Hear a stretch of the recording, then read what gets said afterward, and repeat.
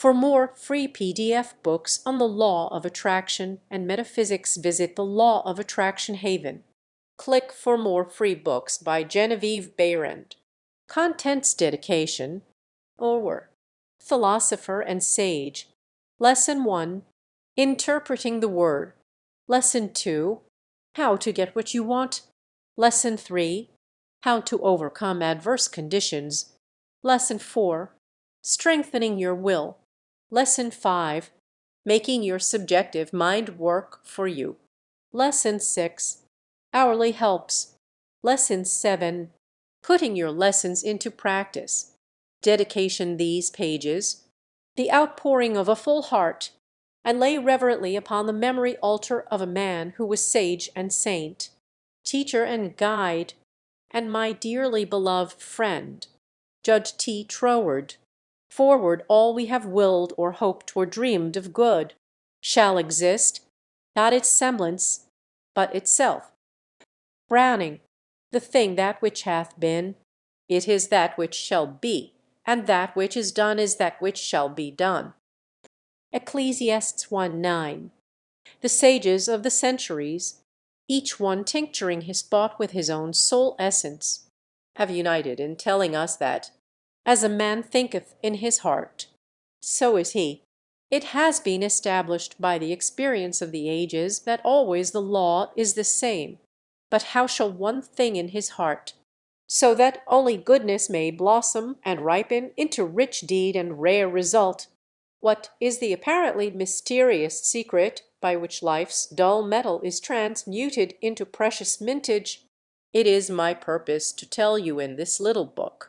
I desire to crystallize the heart coinings of my revered master, Judge Thomas T. Troward, as reflected through the mirror of my mind and soul. I have adopted as my means of expression the dialogue style familiar to all students of that greatest of all speculative philosophers, Plato. I am convinced, through years of study of this almost superhuman mind, that this literary form is the one most nearly calculated to convey the most subtle shades of meaning, the richest depth of soul sounding. I know that my readers will agree with me that if they will put themselves in my place as students, and let me answer them as my master answered me, it will clarify their interest and intensify their joy in these lessons. What I wish particularly to convey to you within these pages is the method of scientific thinking, and to awaken in you the desire to try to use this method in order to form the habit of thinking only the thought you wish to see crystallized in a worthy achievement or result. In addition, I want to direct your thoughts toward a better understanding of that Spirit of God, or good, which points the way to the roseate dawn of a new civilization. The rapidity with which the ideas of man are changing causes humanity to realize that this new civilization is already manifesting itself through a clearer understanding of the relation between man and his Maker. The epochal keynote of the present generation is that mind is the kingdom in which man reigns supreme. As the poet says, "But I would not sink I the scale." In endeavoring to make conscious use of thought power, causing it to produce desired material results, mankind is beginning to understand the indispensability of absolute control.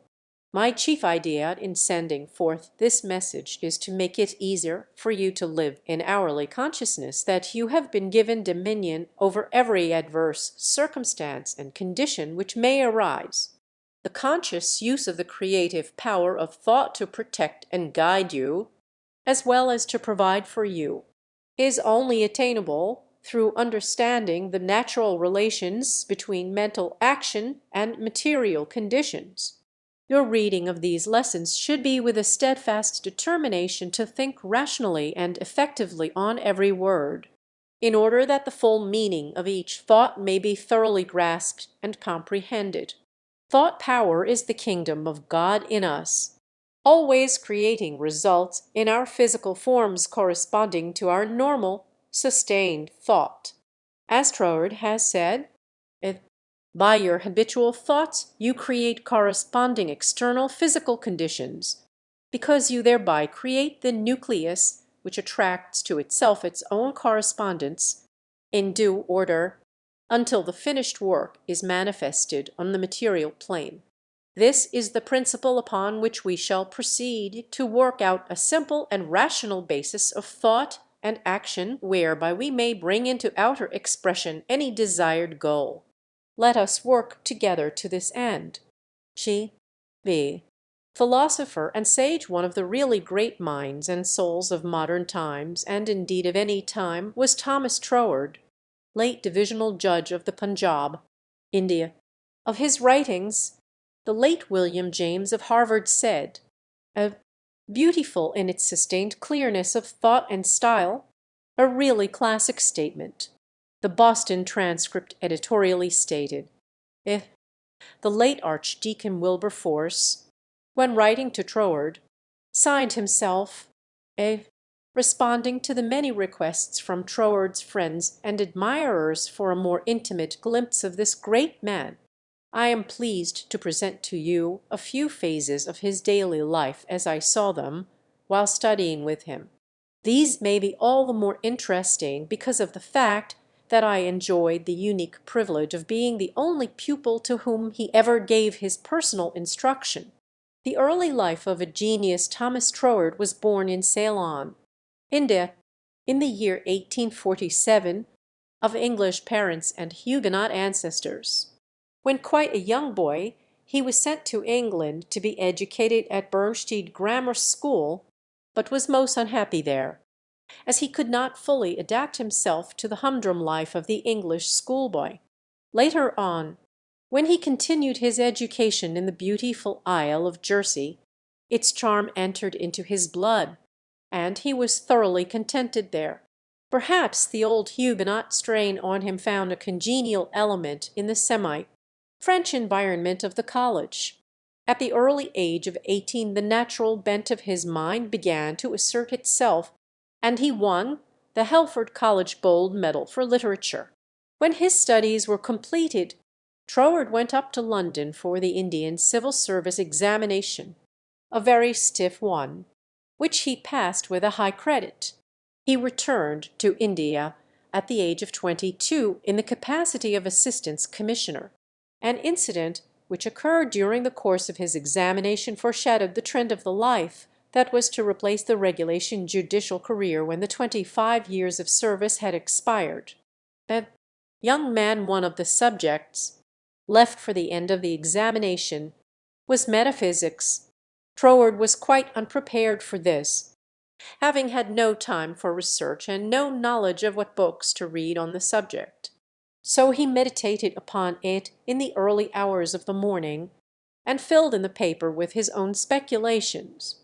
The examiner, when reading it, was amazed, and asked, "What textbook did you use for this paper?"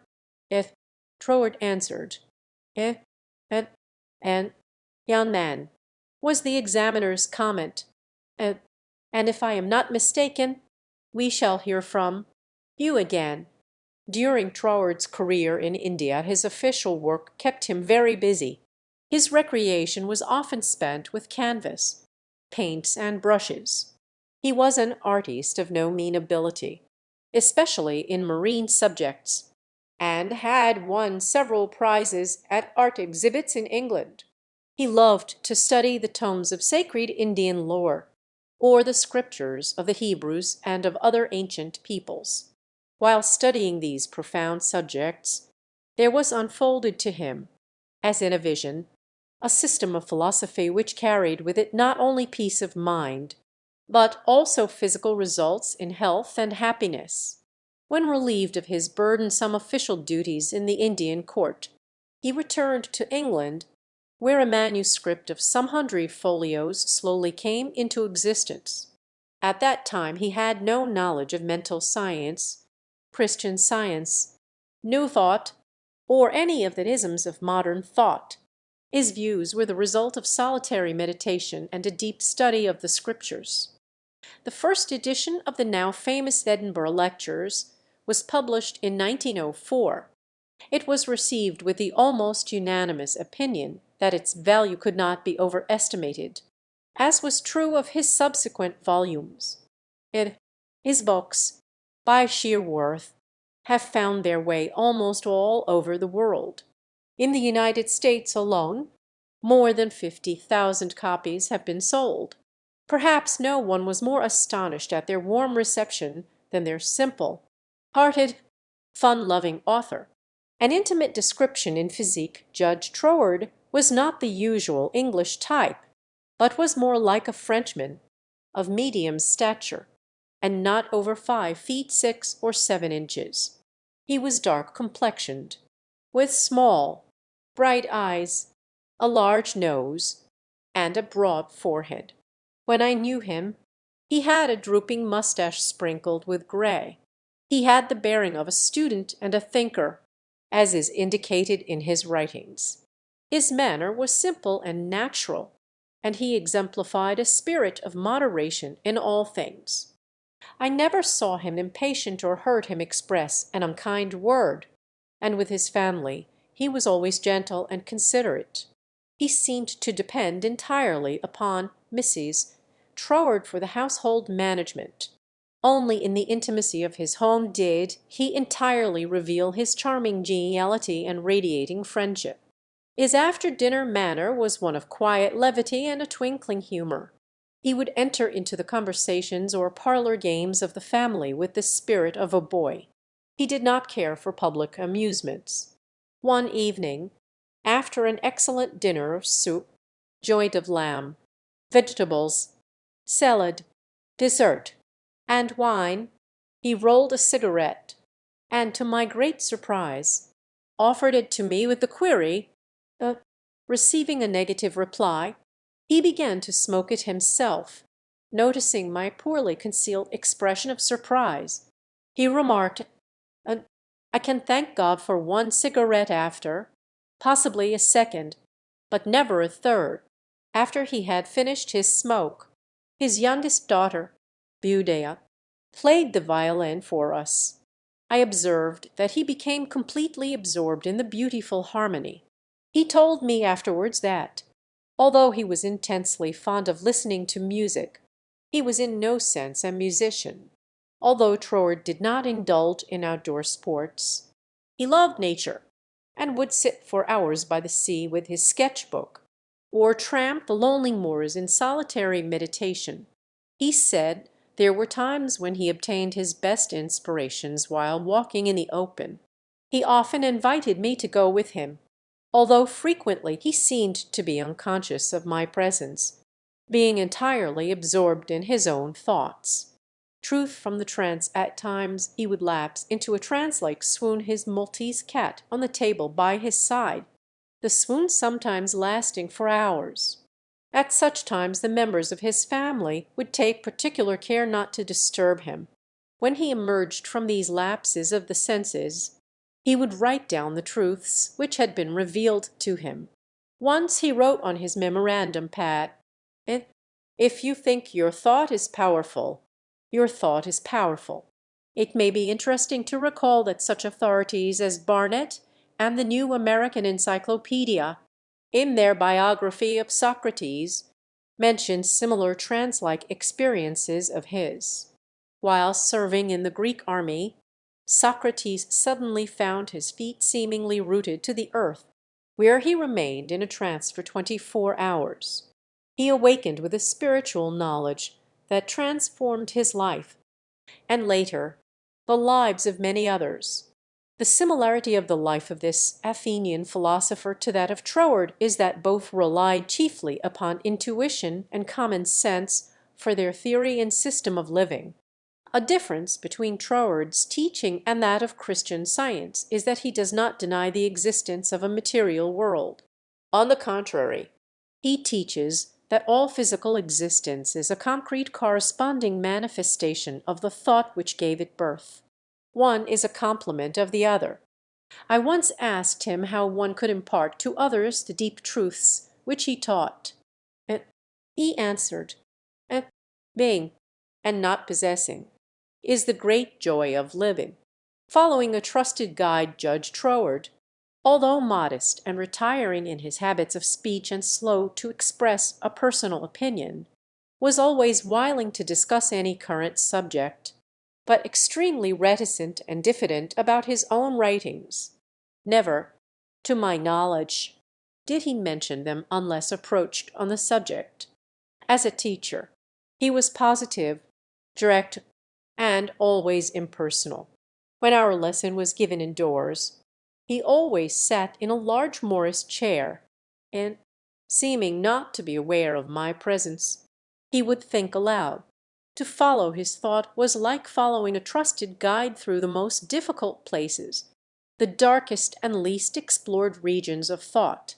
As I followed, the personality of the man became obscure, and I was only conscious of the clear, commanding voice and the light of the inward torch which he bore. It was beyond doubt quite natural that he who made so clear the true meaning of individuality should, in his teaching, betray little of the personal or emotional element, after I had been carefully guided to the most comforting conclusions, in the same quiet, unassuming manner as in the beginning of our mental journey. My guide would gently remind me that he had given me a few suggestions which I might follow if I felt inclined, but which were offered only in the friendly spirit of a fellow traveler. He always tried to impress upon me that every effort to accomplish mental control which, in turn, meant control of circumstances should be undertaken with absolute confidence of success. The length of a lesson depended upon my ability to absorb what he was telling me. If he were convinced in 15 or 30 minutes that I understood quite naturally the reason why, for example, if "there is a way in which it is true," that lesson was concluded. If it took me an hour or more to get into the spirit of his thought, the lesson was prolonged. At the end of a lesson he would quietly remark, "And now can opening." With this reassuring statement, he would light his lantern and step into the denseness of the night to walk 3 miles to his home. A home-loving philosopher being a home-loving man, Troward delighted in his flower garden and in the intimacy of his home, which he had provided with every comfort. He particularly enjoyed the seclusion of his studio and study, which were arranged to meet his personal needs, and his studio was in the most remote part of the house, and here he would spend hours of relaxation with canvas and paints. His study, however, was on the ground floor, and to it he would retire for meditation and research, usually in the early hours of the morning. He rarely worked at night. He had spent the greater part of the day he died sketching outdoors. When he did not join his family at the dinner hour, Mrs. Troward went in search of him. She found him in his studio, fully dressed, lying on a sofa in a state of physical collapse. About an hour later he passed away. The doctor said that death was caused by hemorrhage of the brain. I am sure that Troward would have said, he died on May 16th, 1916, in his 69th year. On the same day Archdeacon Wilberforce was laid at rest in Westminster Abbey. It was no ordinary link that bound these two men, as you will note in the reproduction of the letter which follows, Troward's last letter to me. Thomas Troward regarded death very much as he would regard traveling from one country to another. He remarked to me several times that he was interested in the life beyond and was ready to go. His only concern seemed to be the sorrow that it would cause his wife and family. When the time came, his going was exactly what he would have wished it to be. I hope that these few intimate touches will give to Troward's friends and admirers the information they desire concerning him. I will add a more personal touch for you by presenting herein one of his first letters to me with facsimile of his handwriting. 31 Stanwick R.D. West Kensington, 8th November, 1912. Dear Mrs. Swink, I think I had better write you a few lines with regard to your proposed studies with me, as I should be sorry for you to be under any misapprehension and so to suffer any disappointment. I have studied the subject now for several years, and have a general acquaintance with the leading features of most of the systems which unfortunately occupy attention in many circles at the present time, such as Theosophy, the Tarot, the Kabbalah, and the like, and I have no hesitation in say that to the best of my judgment all sorts and descriptions of so-called occult study are in direct opposition to the real life-giving truth, and therefore you must not expect any teaching on such lines as these. We hear a great deal in these days about initiation, but, believe me, the more you try to become a so-called initiate, the further you will put yourself from living life. I speak after many years of careful study and consideration when I say that the Bible and its revelation of Christ is the one thing really worth studying, and that is a subject large enough in all conscience, embracing as it does our outward life of everyday concerns, and also the inner springs of our life, and all that we can in general terms conceive of the life in the unseen after putting off the body at death. You have expressed a very great degree of confidence in my teaching, and if your confidence is such that you wish, as you say, to put yourself entirely under my guidance, I can only accept it as a very serious responsibility, and should have to ask you to exhibit that confide by refusing to look into such so-called mysteries as I would forbid you to look into. I am speaking from experience, but the result will be that much of my teaching will appear to be very simple, perhaps to some extent dogmatic, and you will say you had heard much of it before. Faith in God, prayer and worship, approach to the Father through Christ, all this is in a certain sense familiar to you, and all I can hope to do is perhaps throw a little more light on these subjects, so that they become to you not merely traditional words, but present living facts. I have been thus explicit, as I do not want you to have any disappointment, and also I should say that our so-called studies will be only friendly conversations at such times as we can fit them in, either you coming to our house, or I to yours, as may be most convenient at the time. Also I will lend you some books which will be helpful, but they are very few and in no sense occult. Now, if all this falls in with your own ideas, we shall, I am sure, be very glad to see you at Rouen Minor, and you will find that the residents there, though few, are very friendly and the neighborhood is pretty. But on the other hand, if you feel that you want some other sort of learning, do not mind saying so, only you will never find any substitute for Christ. I trust you will not mind my writing to you like this, but I do not want you to come all the way down to Cornwall and then be disappointed. With kind regards, yours sincerely, signed T. Troward. Lesson 1. Interpreting the word feeling, that an explanation of some of the words employed in an unusual way in these lessons may be helpful to the student. I herein offer a list of such words, together with my interpretation and references from Troward. Absolute, that which is free from limit, restriction, or qualification. Webster and Troward. Example: thinking in the absolute would be simply dwelling upon the intrinsic qualities of love without reference to whom you love or the various forms through which love expresses itself. Mind is absolute because of its self-reaction. Being life, that unformed power of life which controls circumstances and conditions.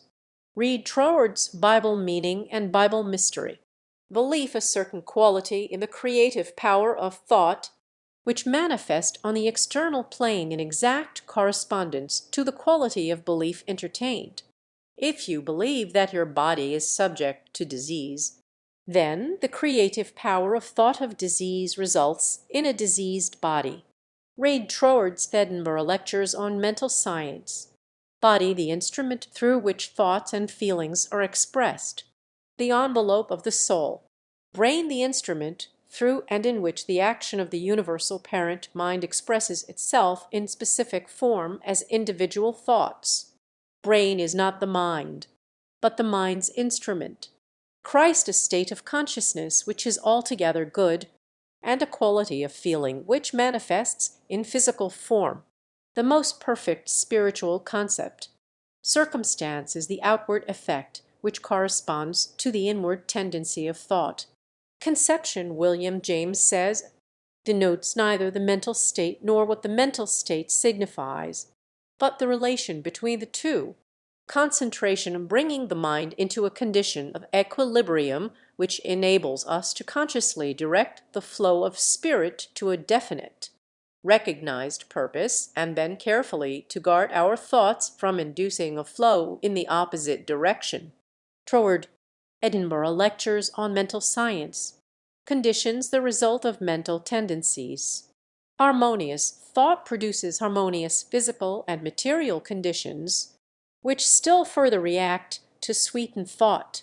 Consciousness activity of mind, which enables it to distinguish itself from the physical form in which it manifests. Create to bring into existence. Thought is creative because it always brings into physical or objective existence forms which correspond to itself. Death, absence of life, loss of consciousness with no capacity to regain it. Example: if a thought has been absolutely eliminated from the consciousness and cannot be recalled, it is dead to you. Faith, the divine promises, and individual faith are correlations. Combine them, and there is no limit to what you can do through the creative power in this quality of thought. Therefore, every call to have faith in God is a call to have faith in the power of your own thought about God. Toward a confident, expectant attitude of mind. Such a mental attitude renders you mind receptive to the creative action of the spirit of life. Have faith in the force of your own thought. You have many times experienced what it will do. Jesus' statement is not a mere figure of speech, it is a scientific fact. Simply stated, your individual thought is the specialized working of the creative power of life, all life. Intelligence, the universal infinite mind. The highest intelligence is that mind which understands itself as the instrument through which the intelligence which brought it into existence operates. Love, universal life, and universal law are one. The law of your being, your life, is that you are made in the image of God, the creative power, which brought you into existence, because you are God's very self specialized. The law of your life is that your mind is the individualization of universal mind at the state of self-evolution in which your mind attains the capacity for reasoning from the seen to then unseen, and thus penetrating behind the veil of outward appearance. So, because of the reproduction of the divine creative faculty in yourself, your mental states or modes of thought are bound to externalize themselves in your body and in your circumstances. Toward spirit, it is impossible to analyze the nature of spirit or life, but we can realize that whatever else spirit may be, it is a self, creating power which acts and reacts upon itself, reproducing itself in inconceivable forms from the cosmos to man, just as your mind acts and reacts upon itself when you are memorizing. Origin of all visible things. As it is independent of time and space, it must be pure thought, the embodiment of stored consciousness, a self-acting and self-reacting non-physical creative power or force. Its action can only be thought because thought is the only conceivable non-physical action. Thought, the specialized action of the original, creative spirit or mind. Truth, that which lives in you is truth to you. Visualizing inward or mental visioning. Life's creating power taking particular form. The act of producing in your mind the picture of any contemplated idea. Word, your individual thought is the specialized word or action of the originating mind. Power itself. corresponding to the word, which originates special movement. Plant your word seed in the subjective mind of the universe, and you are sure to receive a corresponding thing, just as truly as poppy seed produces poppies. Faith gives substance to things unseen, the unseen word or thought. Lesson 2. How to get what you want. Ye shall know the truth, and the truth shall set you free. St. John 8:32. Sage, if a thing is true, there is a definite way in which it is true, and the truest thing in life is that it contains, inherent within itself, absolute joy and liberty of mind, body, and affairs. Pupil, do you mean that my understanding of life's laws can give me realization of perfect liberty in my individual life? Sage, yes, providing you do not make the common error of judging everything from a material standpoint only. Recent research in physical science has established the fact that there is enough power in a lump of clay to destroy a city. All the average mind is able to see is the inert clay, whereas, in reality, it is the physical instrument which contains the invisible power. Pupil, then when I understand the law of vibration, I can get anything I want, achieve anything I desire. Sage, life fills all space, and through the understanding and use of life's laws, you can give direction to a particular quality of creative force, which, if held in place by the will, is absolutely certain to reproduce in a corresponding physical form. What every human being wants is more liberty and more joy in life.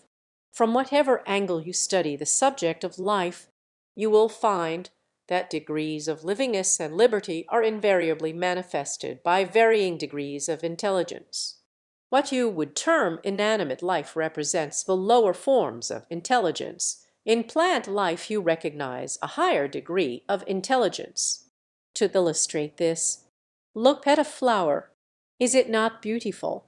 Does it not prove to you the indisputable presence of a great intelligence which is expressing itself as beauty, form, and color, and above all, joy?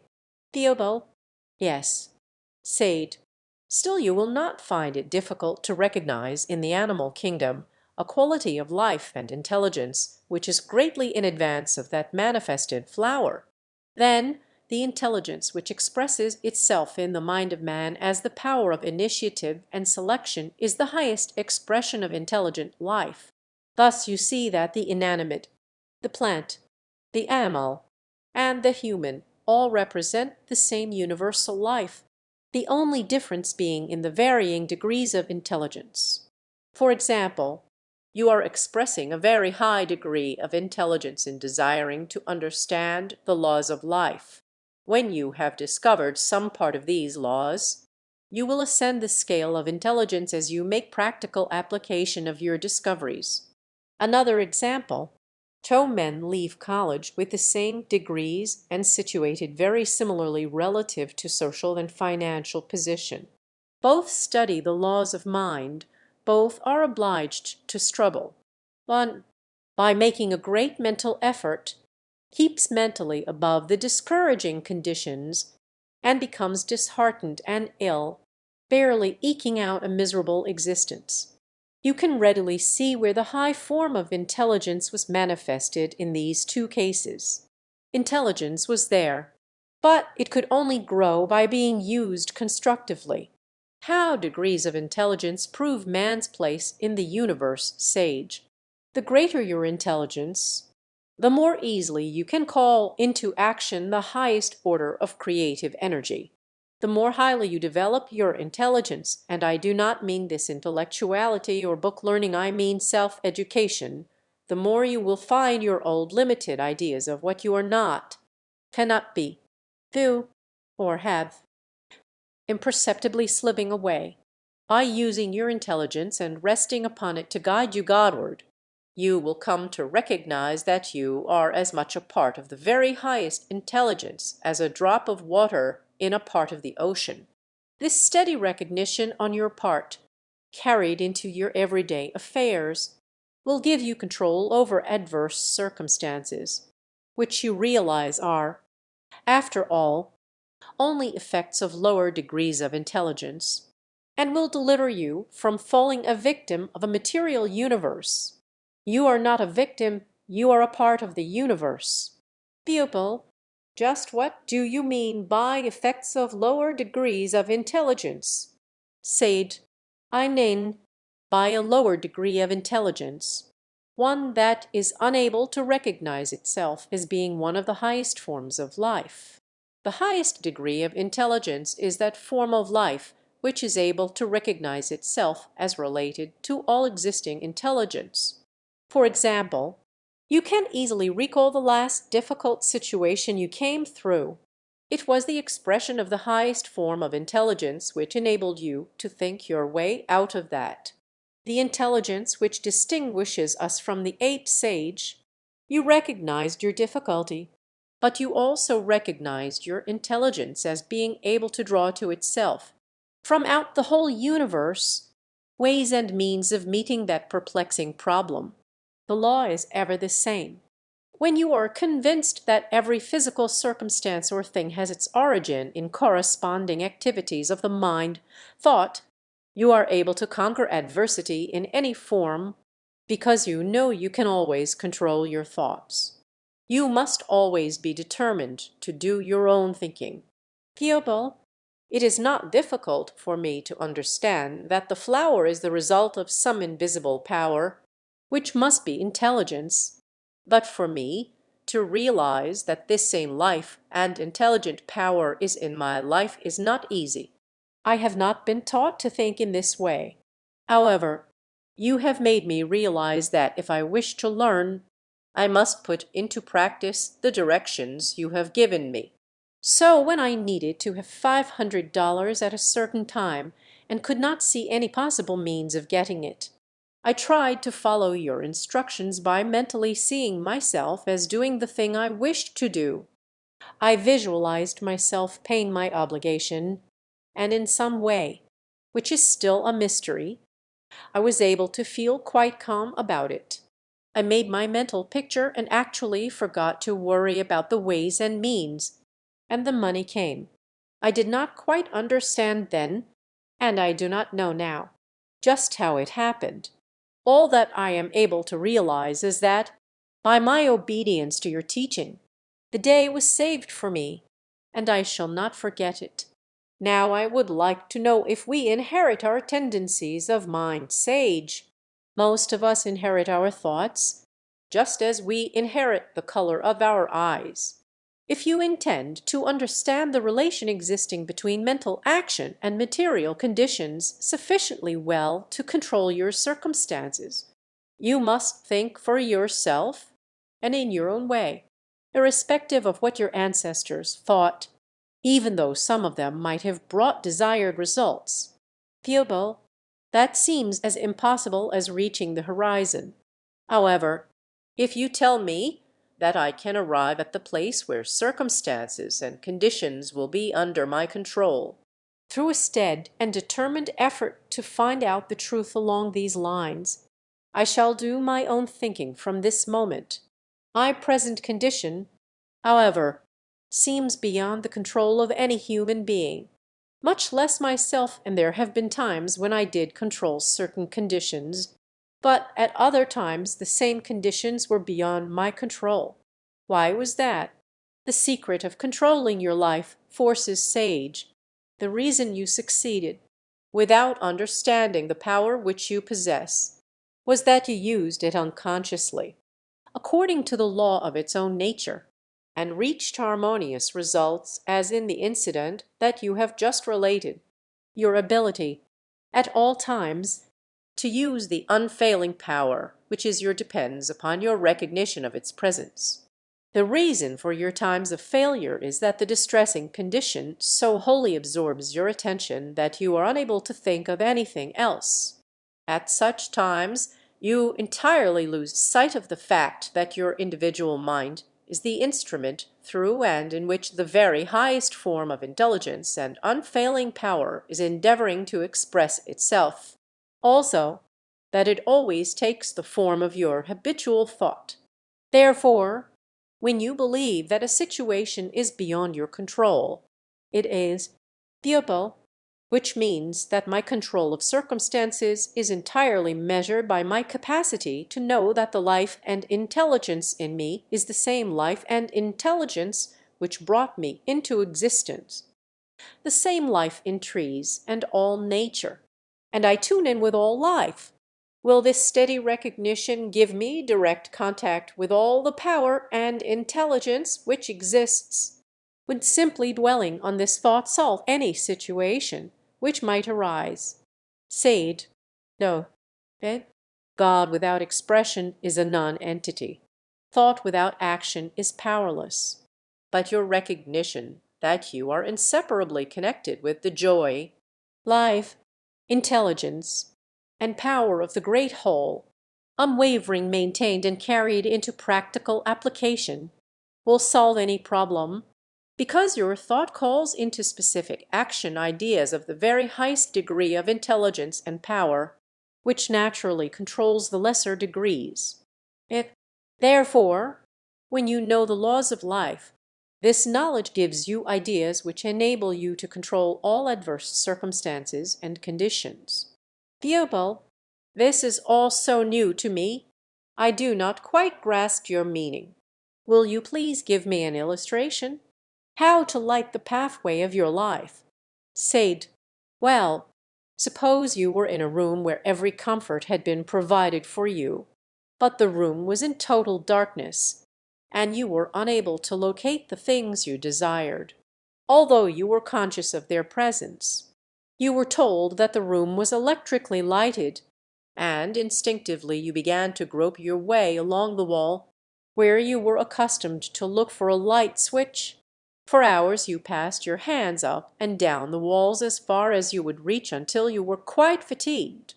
You were about to give up the search and make the best of a bad situation, but, overlapping this thought, there came the resolve that you would not abandon your effort until you had located it.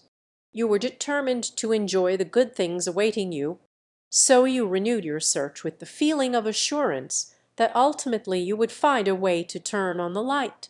After more fruitless endeavor, you paused to rest and to wonder where that switch could possibly be. And I shall find it, you said to yourself, and again you passed your hands over the walls, although you felt certain that you had gone over every inch that you could reach. This time your thoughts and movements were not quite so tense, although equally determined. As your hands moved slowly up and down, your mind caught the idea that the switch might not be on the wall at all. You paused a moment, and the suggestion that it might be on the floor registered in your consciousness. But reason stepped in and argued, and who ever heard of a light switch being placed on the floor? And the suggestion persisted, but you have gone over what first seemed the most reasonable places to find it. Try the floor. So then you began to reach out uncertainly with your feet for some projection on the floor with might be a light switch. Finding the light almost instantly, your feet came into contact with an unfamiliar object. You put your hand on what seemed to be a push button, but no light appeared. Nevertheless, you now felt quite sure that you had located the switch. You paused, and involuntarily asked yourself, "It will not push and it will not pull." Back came the answer within yourself like a spoken word. You moved it sideways, and the room was flooded with light. Your joy at thus finding a responsive intelligence within yourself could not be expressed in words. It was a rapture of the heart which many have felt at times. Piopo, ugh, I am so glad that the switch was found through clinging to the tight mental attitude. Does such persistent effort always meet with such a satisfactory reward? Sade, yes, persistent, confident endeavor always brings satisfaction. In order to give you a complete picture from which you may logically reason in the future, let us consider the same situation from an opposite angle. Imagine yourself in the same room, under the same conditions. After several attempts at feeling around in the dark, you begin to feel tired, more or less discouraged, and you reason with yourself thus: "Oh, what is the use? There may be a light switch in this room, and the room may contain everything I require, and again it may not. But something indefinable in you convinces you that not only is the light there, but so, also, are the things you enjoy and desire." You answer right back to yourself, "And if everything is here which I need and would enjoy, what a pity that I cannot find the switch. What a strange and unreasonable way some people have of doing things. I wonder why the light was not already turned on for me." Pupil, you make it seem that one almost involuntarily and invariably blames circumstances or people for his failures.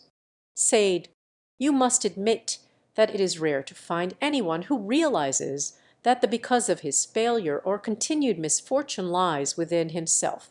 The reason for this is an almost universal lack of understanding on the part of the individual that a certain quality of thought brings to the consciousness or recognition of an intelligent power capable of attracting to him and directing him to the fulfillment of his purpose and the attainment of his desire. On the other hand, the inversion of this same power effects a negative result. Pupil, you mean that a certain quality of thought enables one to do and be what he wishes, while the misuse of the same power seems to thwart one's purpose. Sade, yes. The idea is to use your power of thought and feeling positively in order to attain positive results. Use it negatively, and you get negative results, because the unchangeable law is, the whole action of the evolutionary process of life, from its first inanimate beginning up to its manifestation in human form, is one continual intelligent response.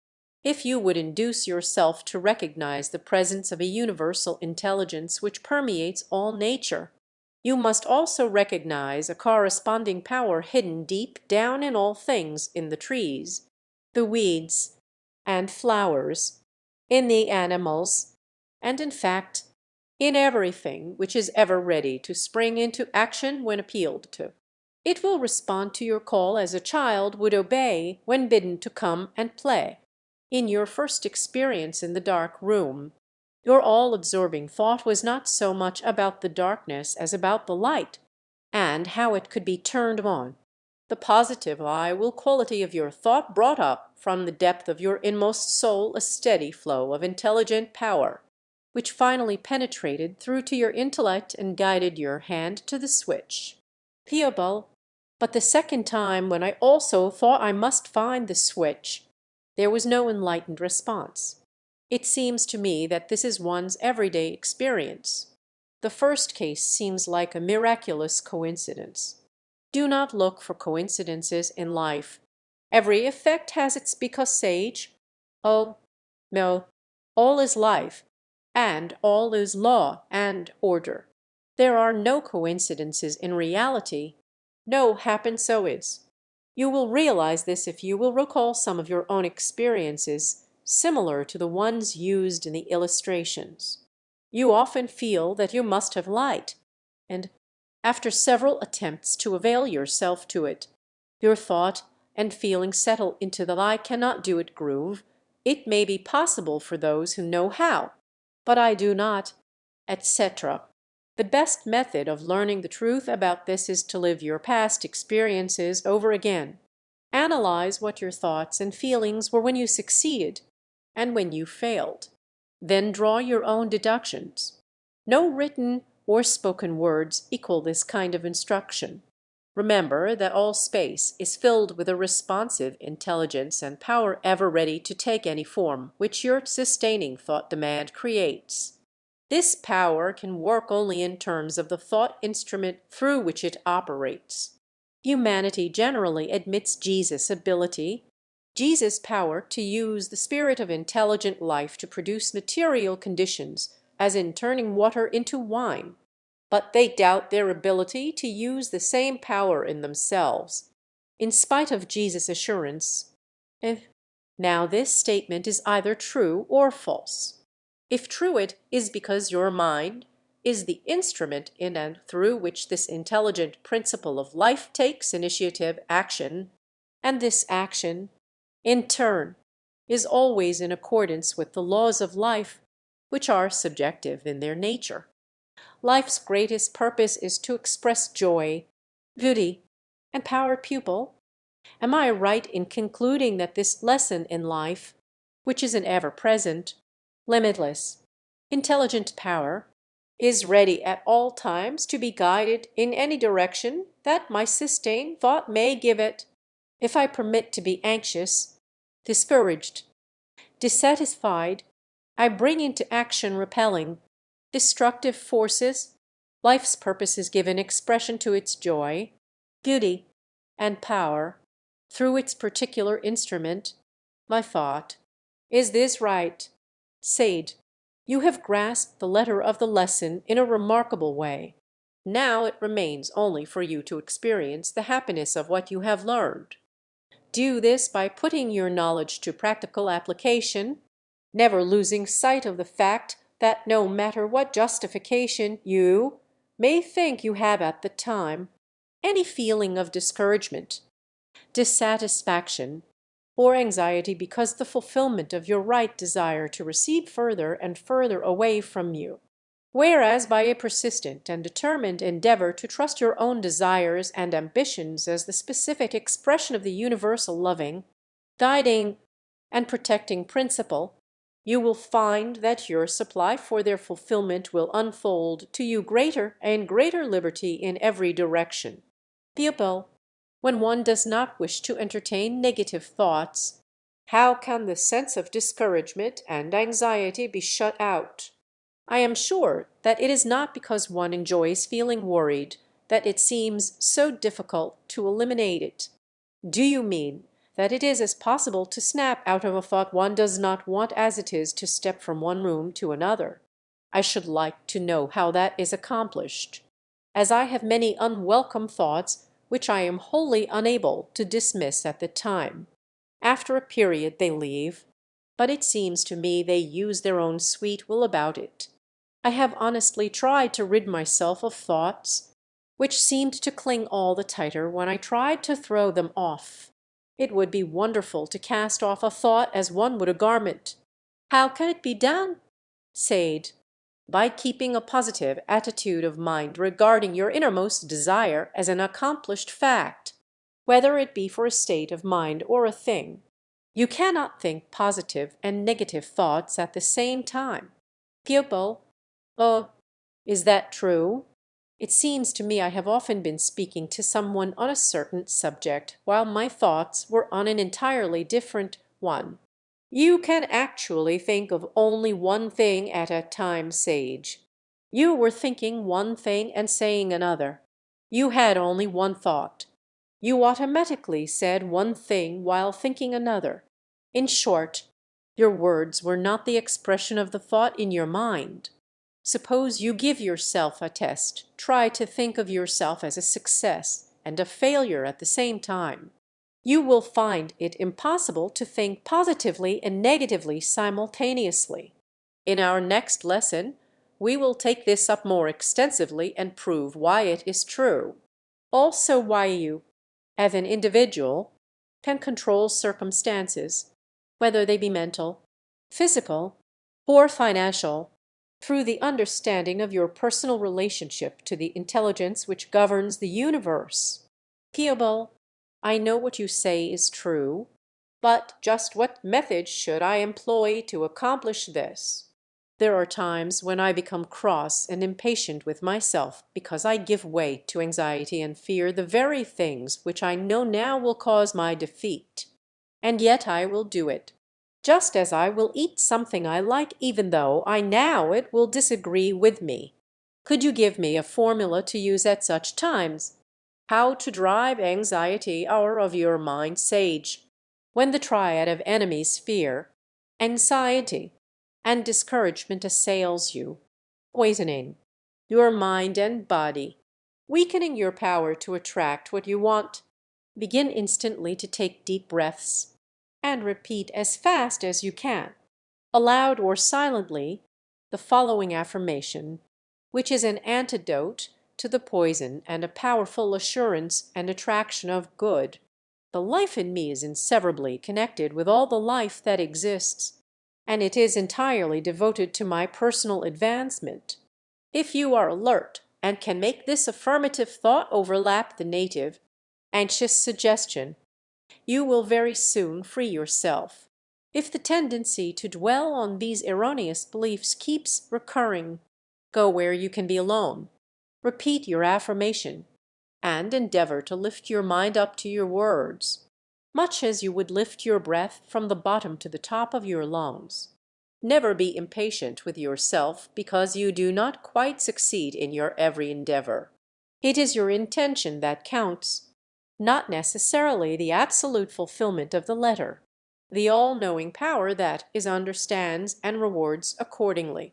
Be diligent and patient, and you will surely succeed. Lesson 3. How to overcome adverse conditions. There is nothing either good or bad, but thinking makes it so. Shakespeare's sage.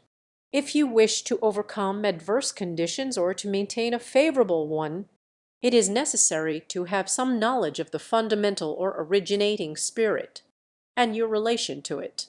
The true order of these fundamental principles of life which you are endeavoring to understand does not require you to deny the reality of the existing physical world, or to call it an illusion. On the contrary, by admitting the existence of the physical, you thereby see the completion of a great invisible, creative process. This enables you to assign physical manifestations to their proper places in the creative series, which your former way of thinking did not enable you to do. You now realize that, while the origin of life is not in itself physical or material, it must throw out physical and material vehicles through which to function as its means in the vegetable or animal kingdom, and the human, as illustrated in our last lesson. All are forms of life, because of that inner principle of being which sustains them. The life principle with which you are primarily concerned is the life of thought and feeling in yourself. You are a vehicle or distributing medium of the creative spirit of life.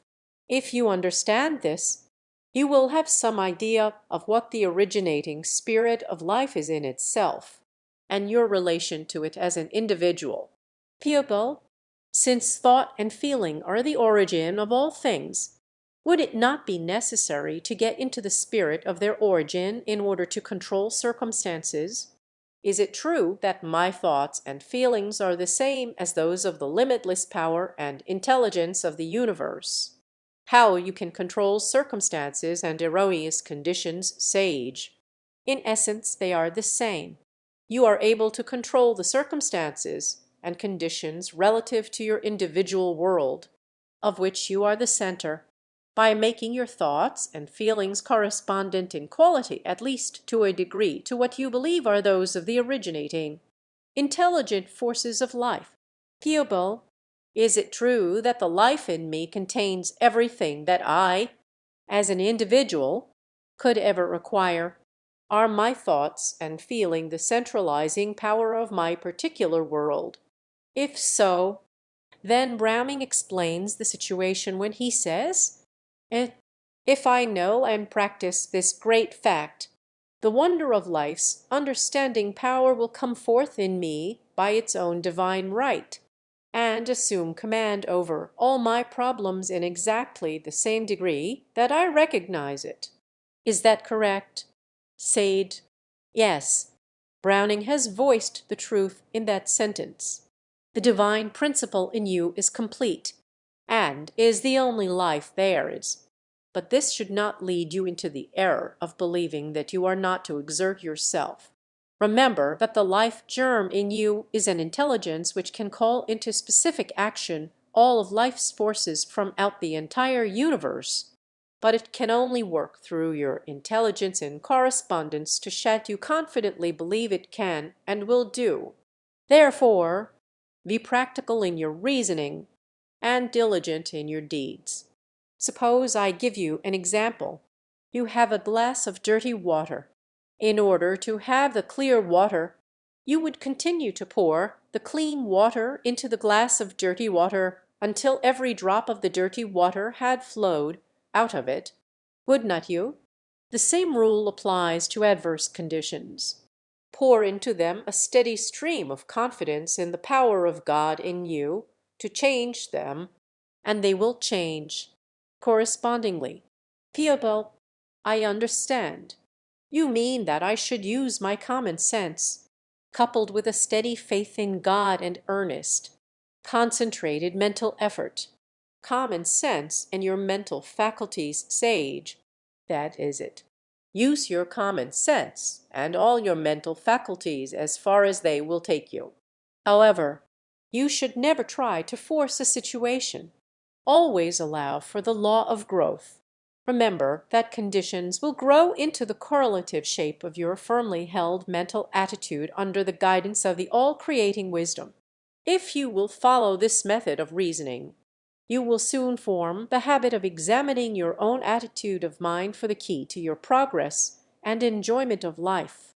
Endeavor to keep before your mind's eye the thought that every physical or material condition in your life corresponds to your habitual thought tendency, and your thought tendency will eventually become the reproduction of the way you regard your personal life as related to all life.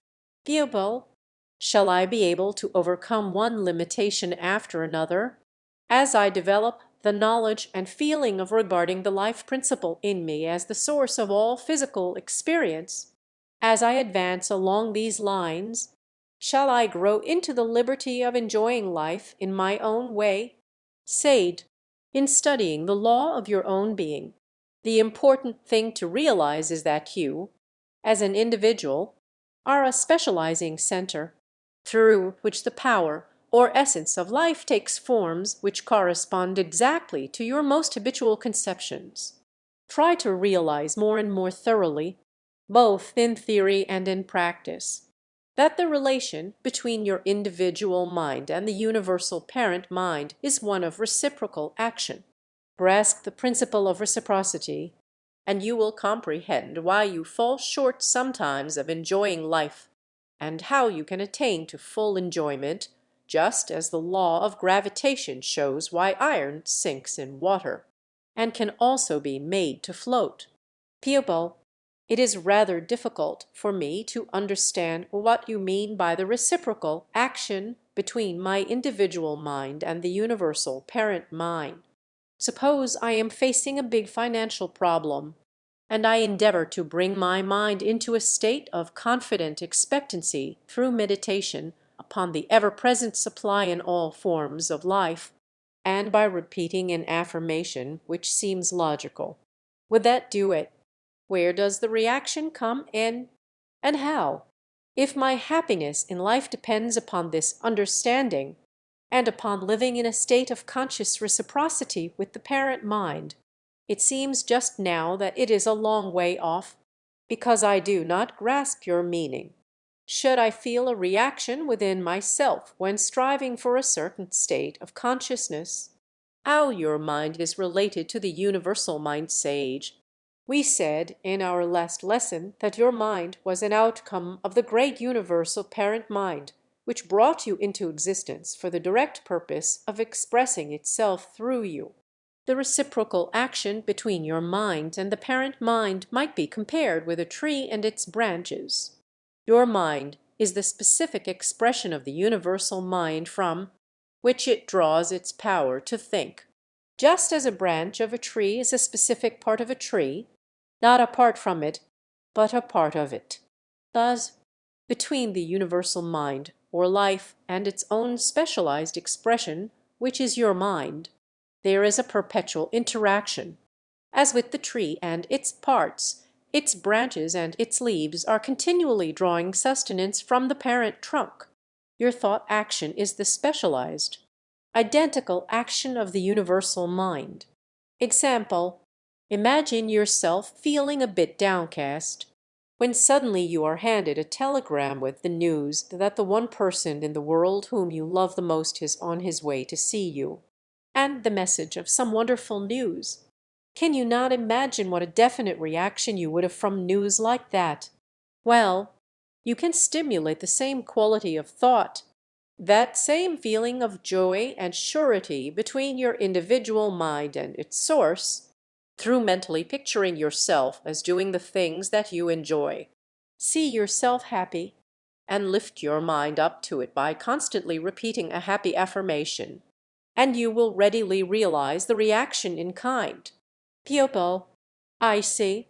The way that adverse conditions are to be overcome is through my recognition of the reciprocal action going on continually between my mind and the one great universal mind, which brings about the same kind of a reaction that I would have from an agreeable experience on the physical plane. I used to think that conditions were overcome by ignoring them and setting aside the inherent law that caused them. I begin to realize now, theoretically at least, that the laws of life cannot be ignored, not destroyed, but, on the contrary, must be made to work for us to produce a harmonious existence. Sade, adverse circumstances are overcome by reversing the originating because, which is your own thought. Anxiety and fear always attract conditions of their own kind. Reverse this tendency and entertain only those thoughts which register harmony and confident assurance, and the adverse circumstances will recede, and in their place will appear the conditions which correspond to your changed mentality. Pupil, am I to regard my mind as a branch of the universal mind from which I draw all my substance? Sade, yes. You now have a fairly good general idea of the two ultimates, the universal and the individual, and their relation to each other. I think we should now consider the process of specialization, that is, how to make nature's laws produce a particular effect which could not be produced under the simple generic conditions spontaneously provided by nature. How to remedy nature's shortcomings, pupil. How can one create conditions not provided by nature? Sade, do not overlook the word spontaneous.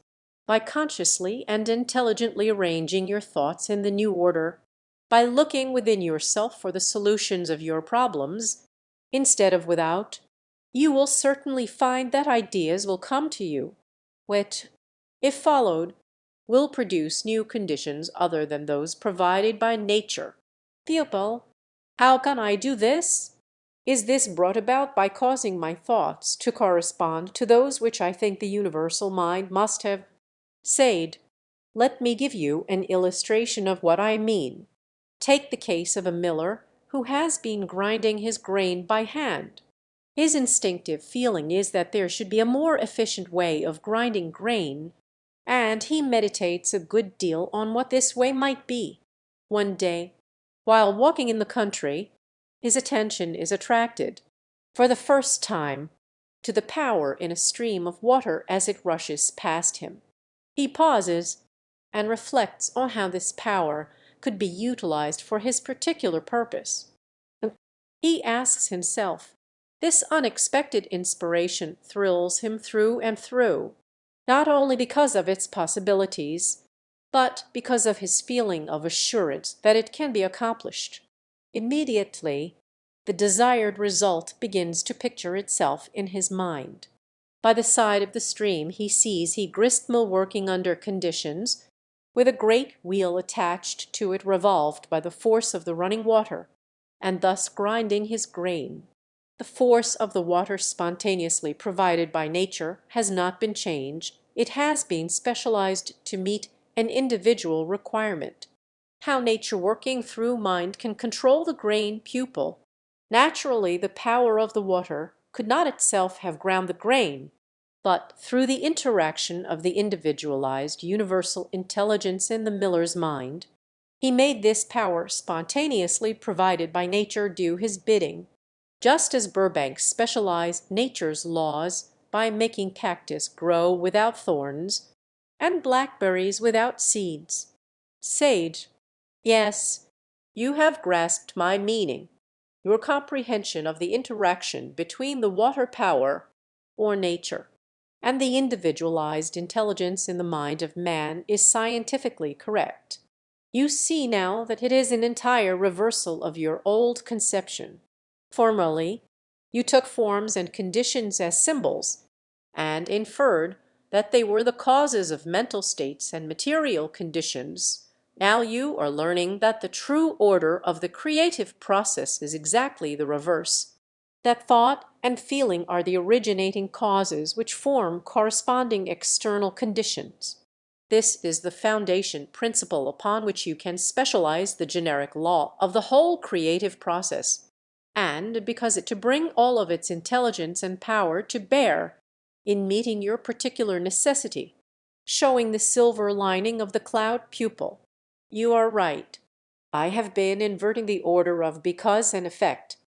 It always seemed to me that conditions both created and controlled my thoughts. That is, I'd involuntarily accepted the thoughts which the conditions suggested. For example, suppose I want to be at a certain place at a certain time. My appointment is important, and I shall be late. What a terrible thing it will be! There seems nothing to be done. That is the way I used to think.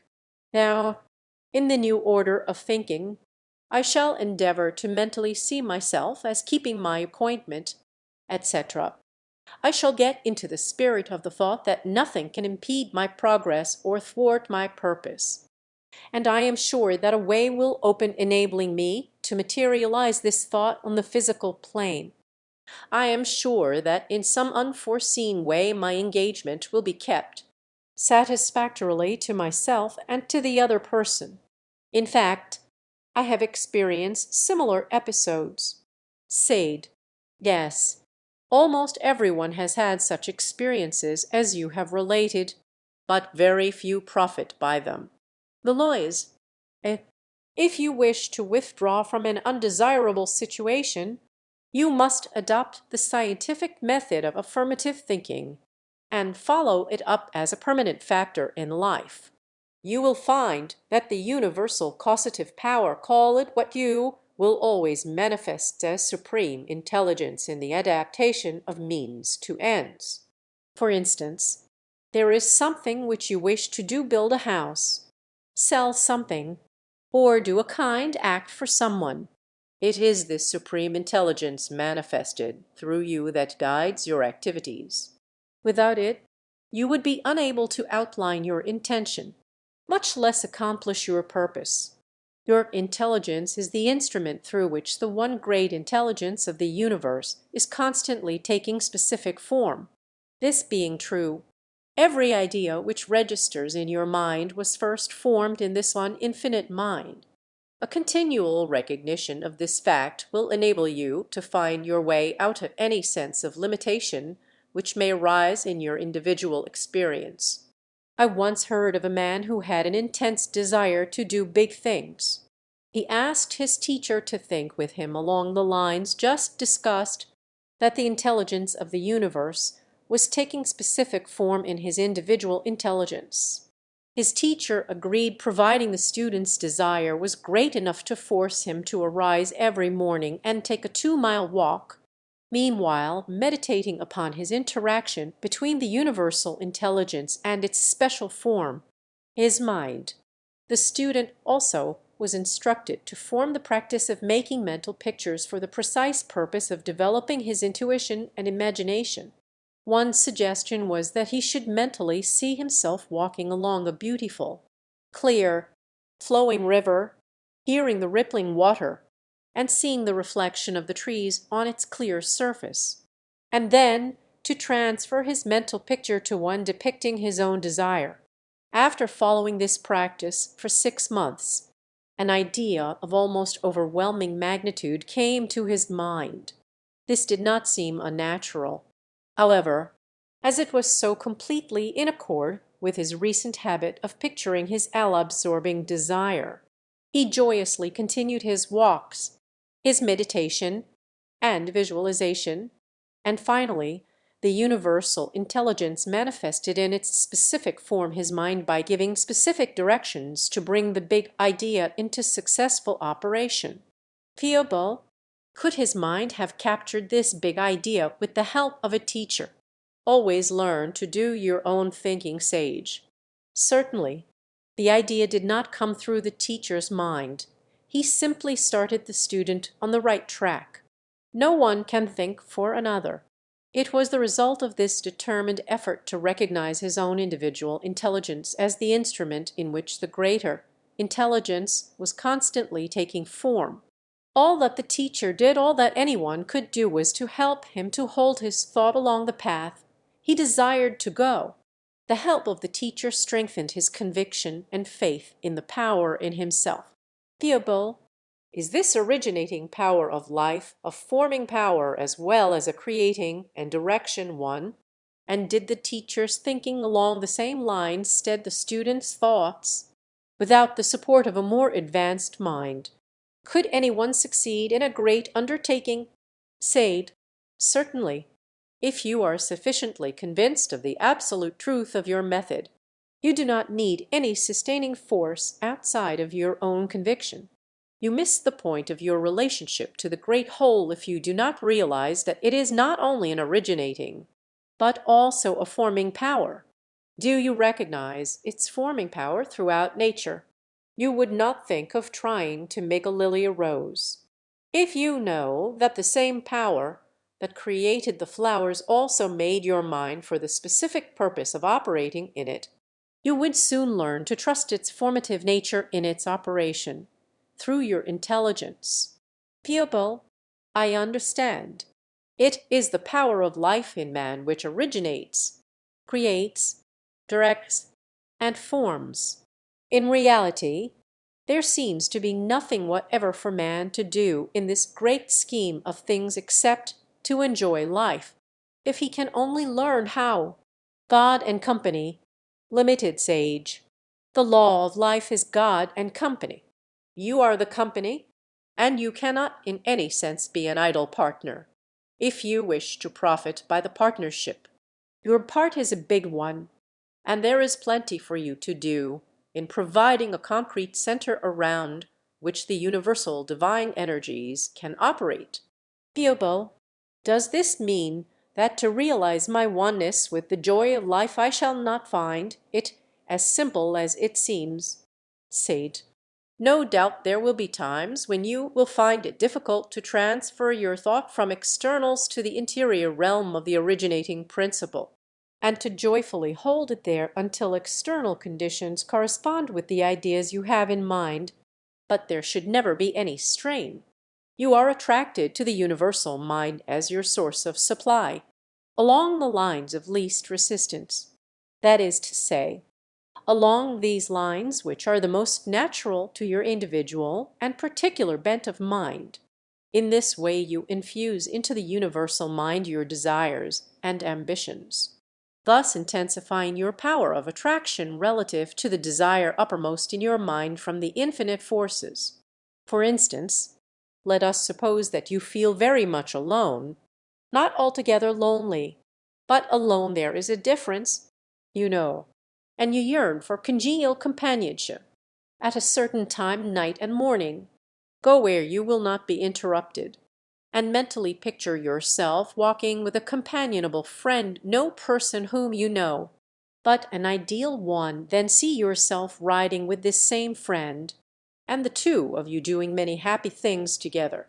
Keep your picture in mind until all sense of aloneness has disappeared, and you feel an unmistakable sense of companionship.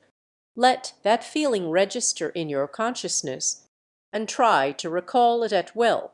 If you will practice in this way, you will very soon realize that this is the reciprocal action between your mind and the universal mind. Once this recognition is well established, your ideals will begin to express themselves in form. Viable, then one's efforts should be wholly directed to the attainment of a higher degree of intelligence, rather than to be acquiring of material things. God will provide the food, but he will not cook the dinner, sage. Such a purpose is the very highest, and aspirations along this line would surely externalize corresponding things. Under no circumstances should you allow yourself to form the habit of idle dreaming. The material side of life should not be despised, for it is the outside of a corresponding inside, and has its place. The thing to guard against is the acquiring of material possessions as your ultimate aim. However, when certain external facts appear in the circle of your life, you should work with them diligently and with common sense. Remember that things are symbols, and that the thing symbolized is more important than the symbol itself. But he will not cook the dinner. Pupil, my part then is to cook the dinner, so to speak, to use the intelligence with which I have been endowed, by making it a power to attract from out the universe ideas that will provide for me in any direction that I may choose to go. According to law, sage, yes, if you choose to go with life's continual, harmonious movement, you will find that the more you use the law of harmony through progressive thinking, the more intimately acquainted you will become with the law of reciprocity. This law corresponds to the same principles which govern physical science, that is, this knowledge always leads to liberty. Pupil, how does nature obey me? Sage, nature's first and greatest law is harmony. You see the results of harmonious law in the beautiful world around you. If you obey nature's suggestion and follow the law, you will be the recipient of all the benefits contained in this law of harmony that nature has to offer, such as health, strength, contentment, etc. For all of her laws bring freedom and harmony. You will find nature responding along the same lines, to the extent that your thoughts and acts are in accordance with her perfect laws.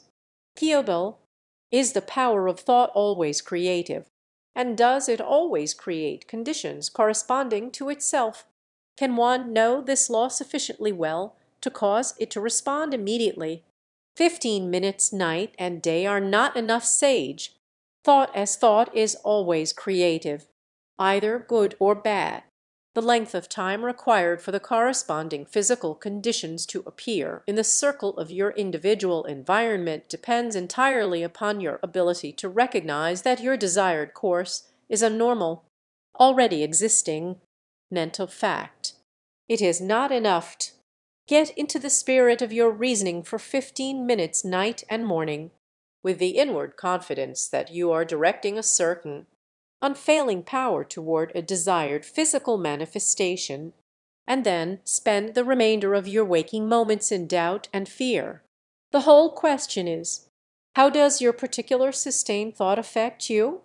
If it stimulates your feeling of faith, the response is immediate.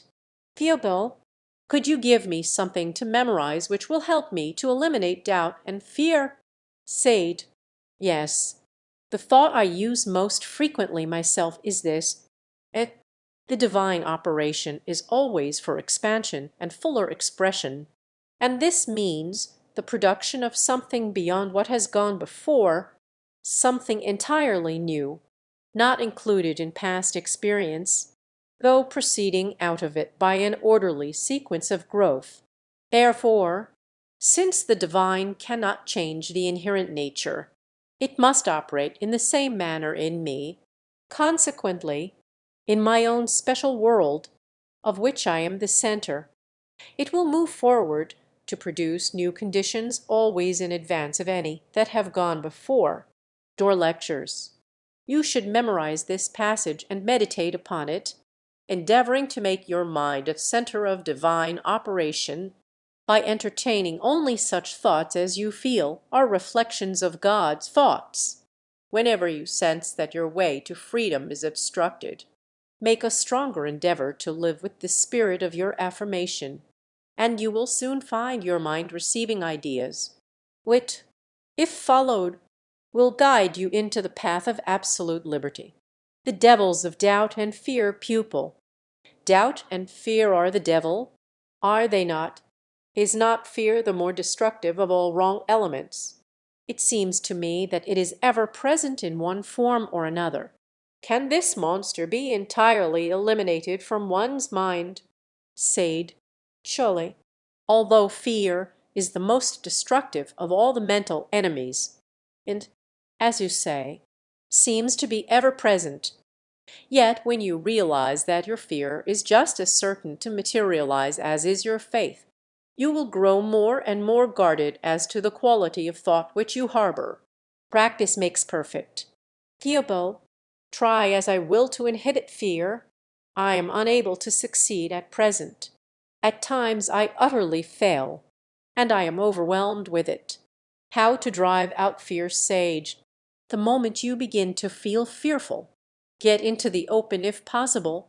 Walk briskly for a mile or two, taking deep breaths, and holding your chin in and chest up. Think of yourself as a monarch of all you survey, and assume a corresponding commanding attitude. Repeat with every breath this affirmation, and the love and the power of the universe right now. Hold the breath a second, with the affirmation in the center of your mind, then expel the breath with the same thought and send it out to mingle with the ether of the universe. If you cannot get out into the open, assume, wherever you are, the same attitude. Take deep breaths, repeat the affirmation, and feel certain that you are protected and supplied with all the love and power which life has to give. The fear will disappear and you can resume whatever you were doing.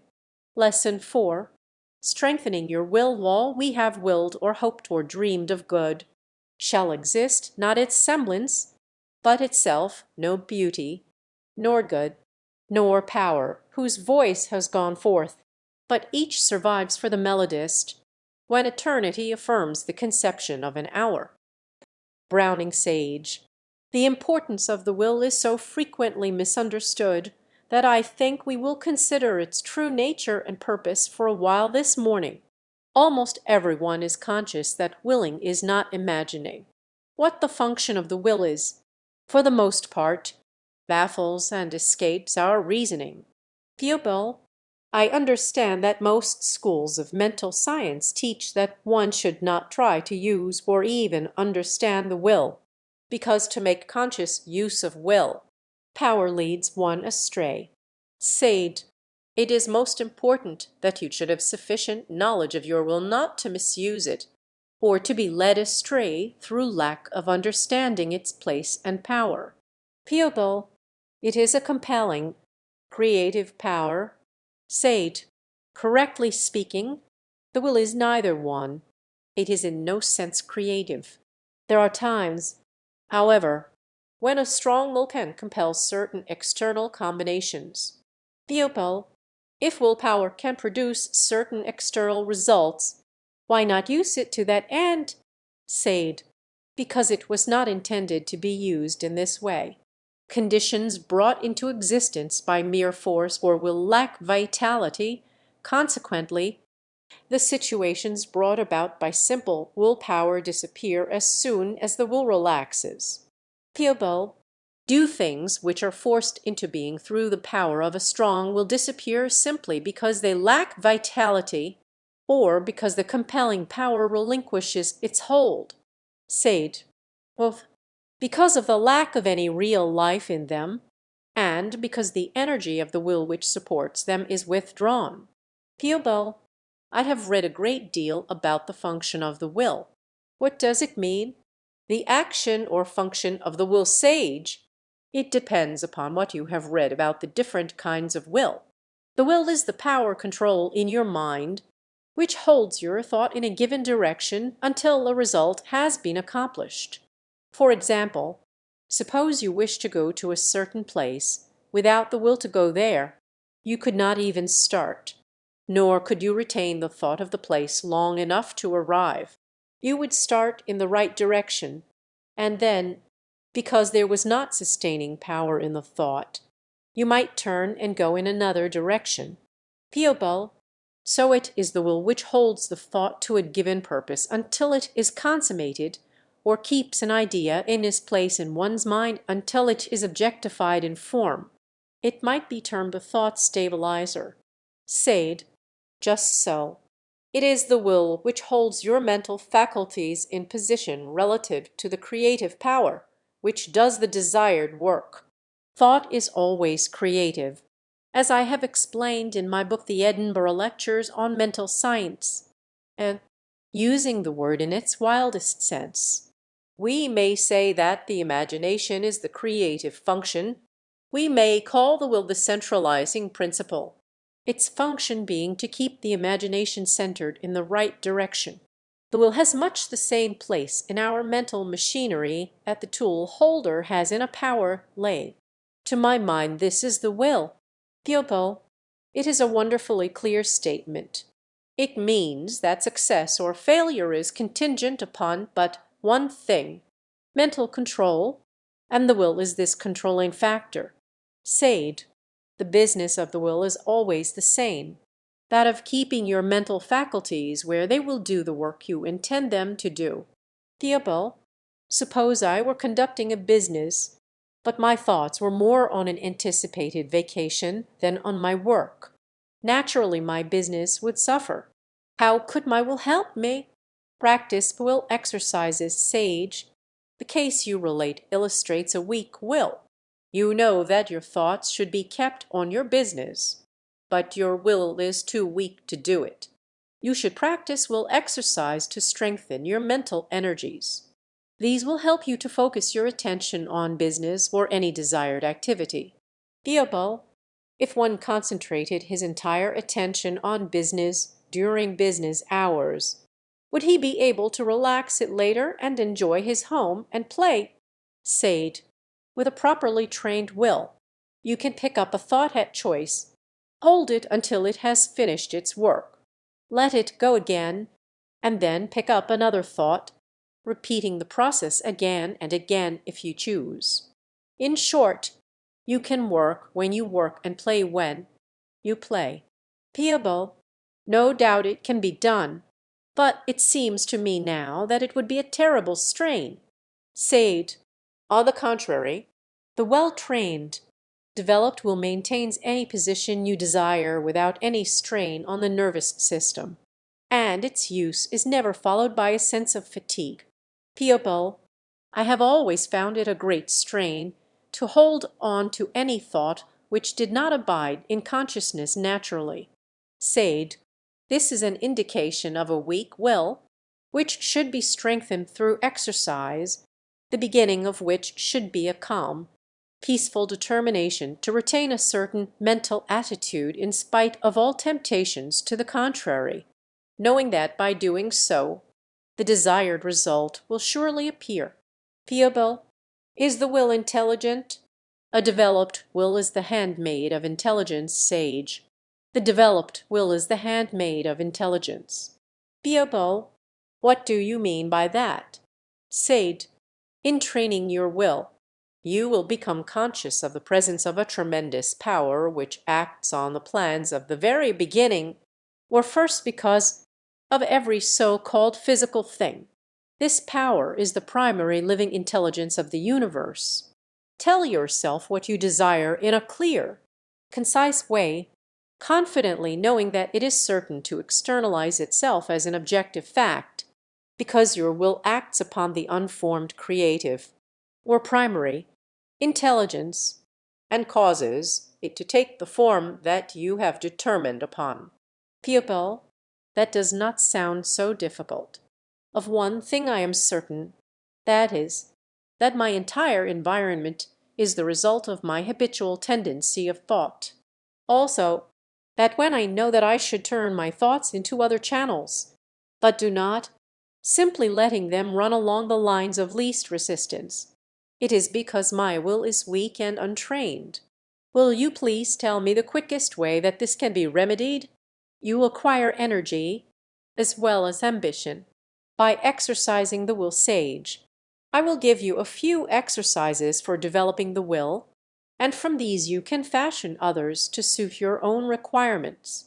In the first place, It is important to realize that any tendency to strain will be detrimental and must be avoided. Such exercises are not only interesting but stimulating, and if persistently practiced will keep your ambitions from lagging. They will give you new impulses, renewed energy, and determination to be and to do something better and greater than anything in the past.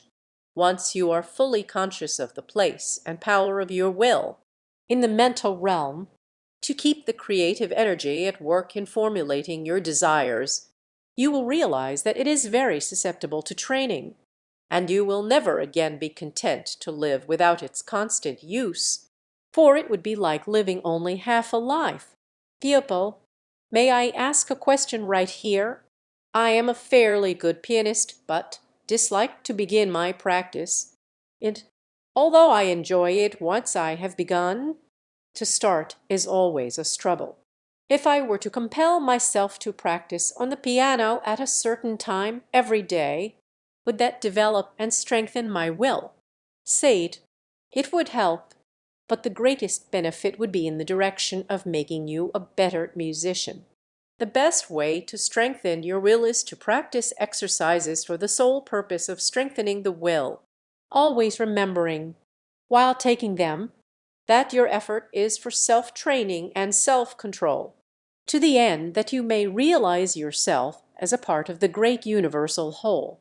In this way you gain a peaceful centralization, which, though maintained by a conscious act of the will, is the very essence of rest.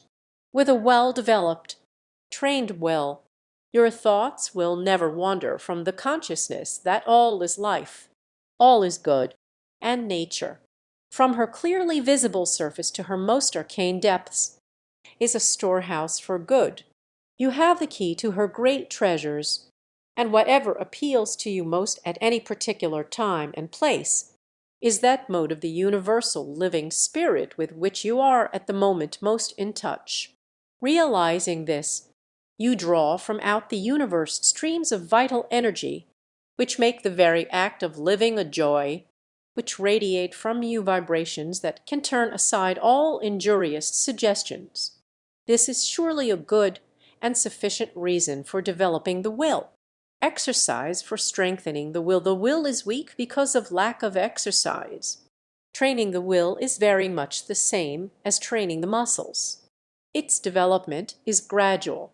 Only will can develop will, consequently, you begin with what will you have, and expand and strengthen it through its action upon itself.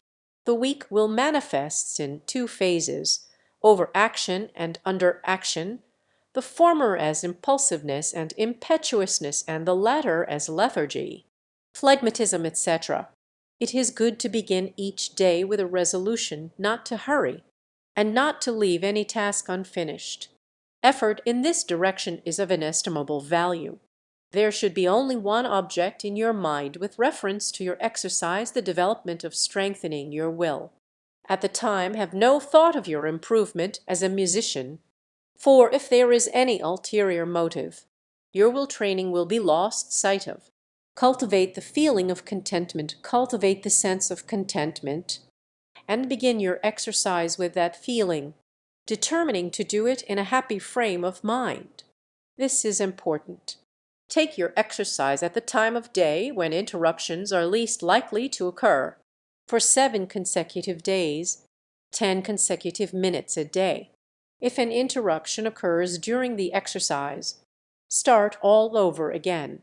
If you forget the exercise for 1 day before you have finished your course of 7 days, begin the entire set again and go through with it uninterruptedly.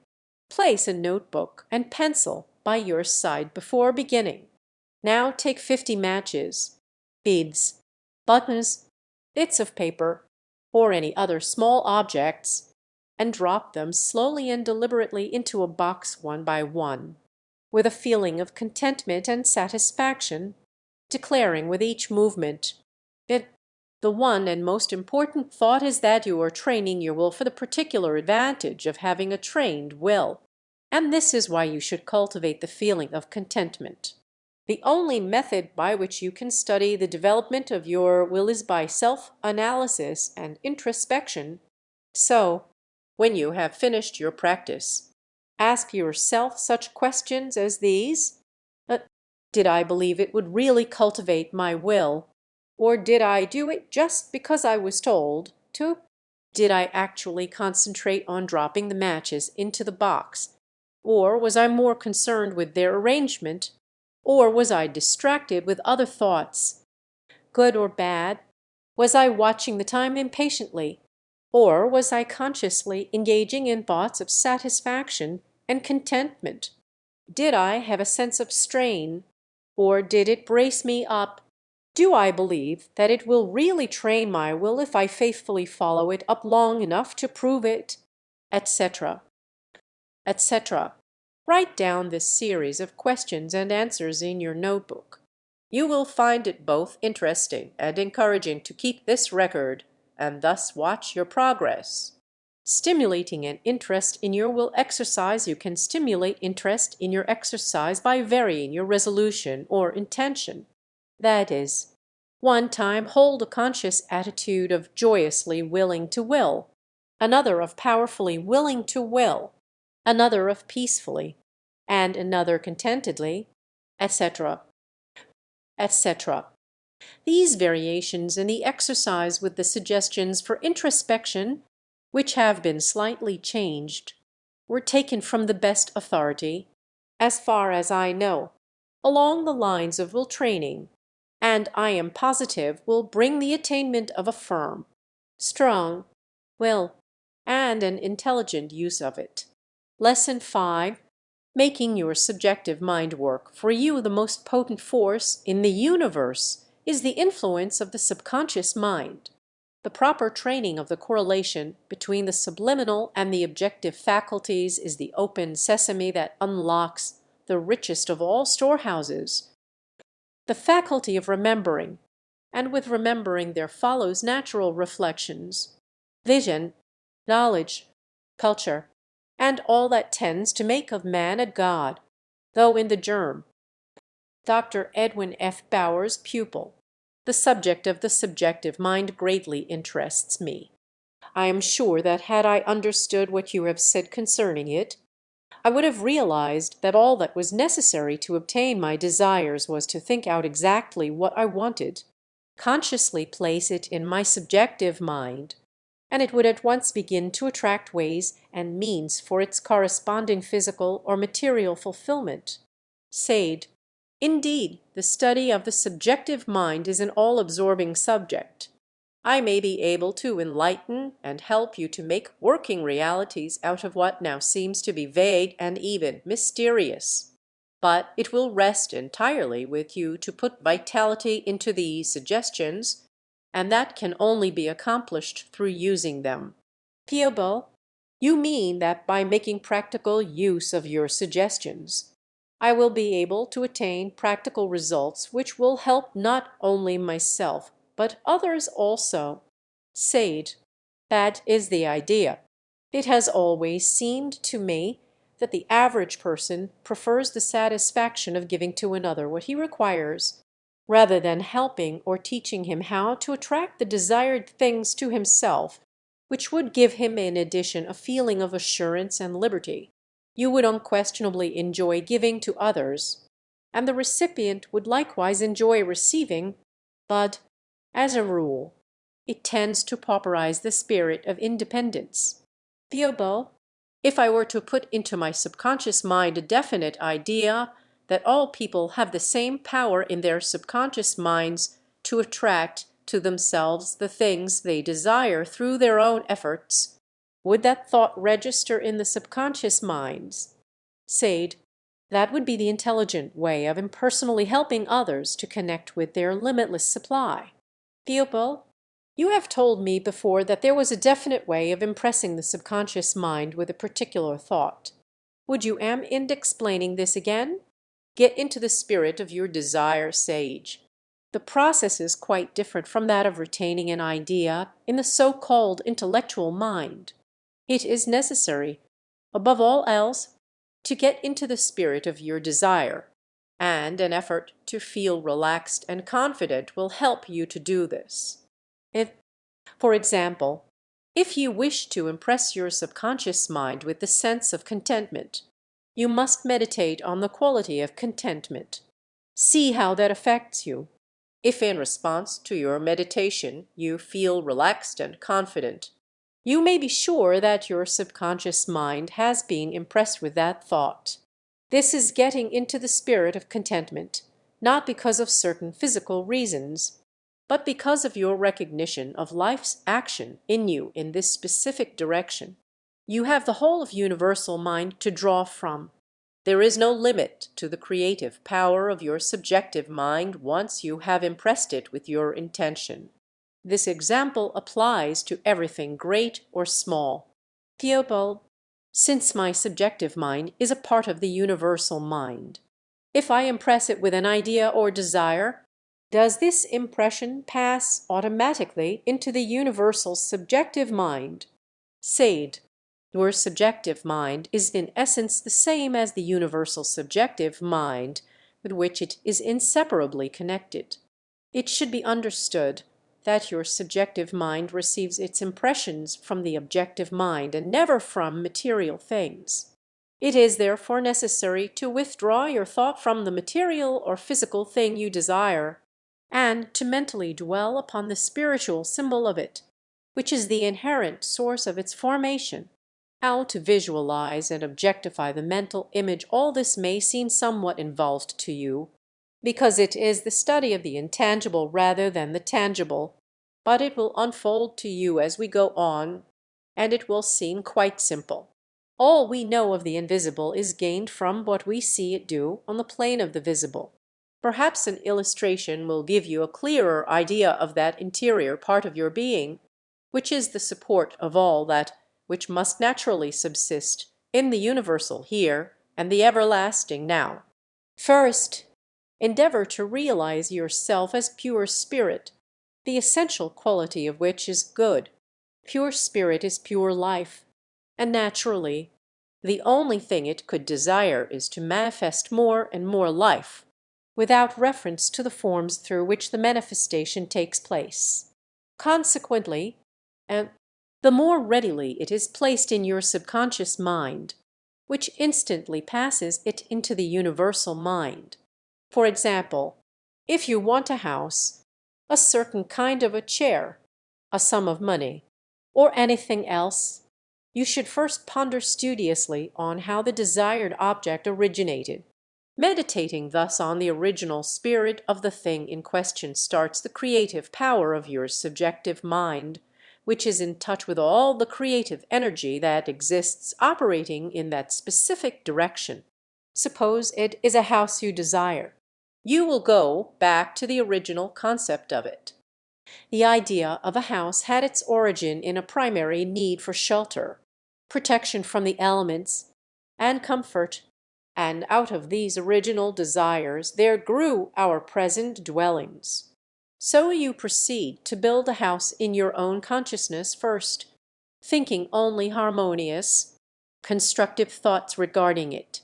This kind of thinking or building gives your subjective mind definite material to work with, and because of its amenableness to suggestion, coupled with its native creative power, it will go ahead and eventually bring the house into manifestation. Pupil, if I earnestly and righteously desire a certain kind of a home, how shall I proceed?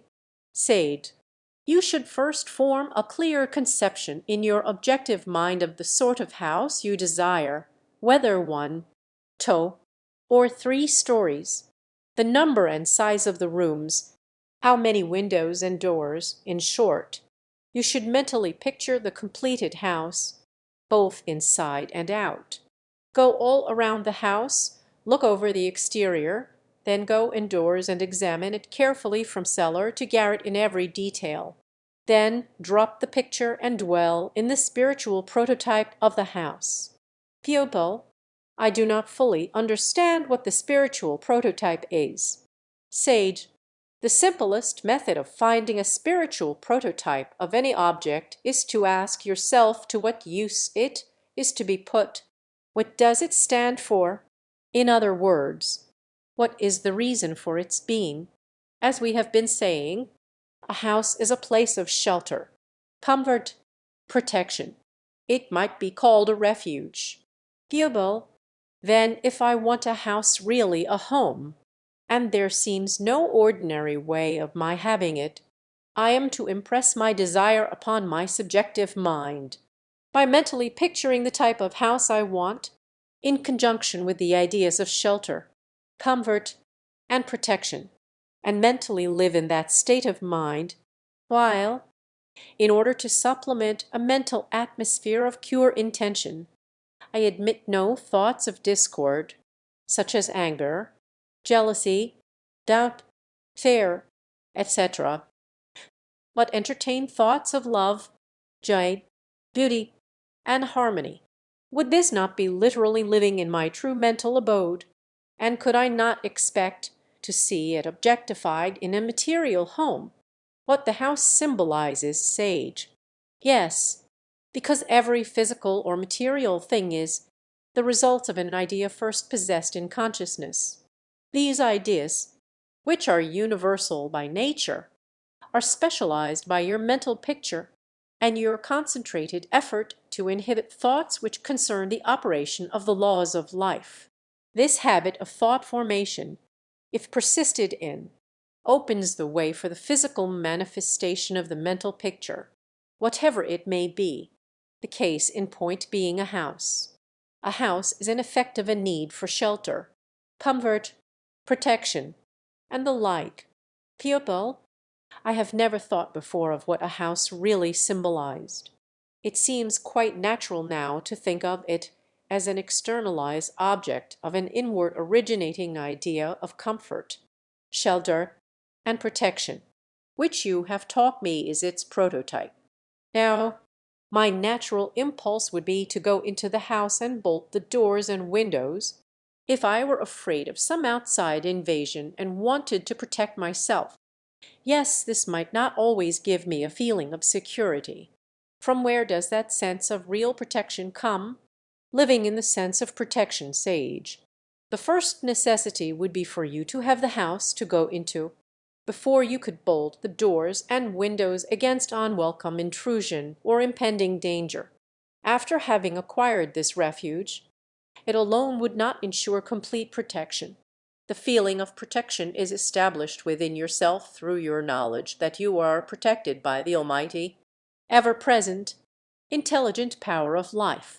Surely you know you are alive, and this understanding brings a sense of security which locked doors or barred windows cannot give. Pupil, it would be wonderful if one could constantly live in that thought of protection. Sage, it is to this end we are journeying.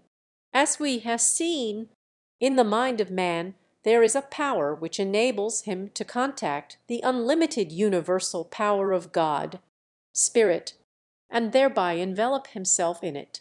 One of the most satisfying and comforting feelings possible is this one of being protected from within yourself. Pupil, I see, one should endeavor to keep the suggestion of one's real self, which is one's real protection, constantly in mind, that self which is one with all life and all intelligence, which not only preserves but provides for all.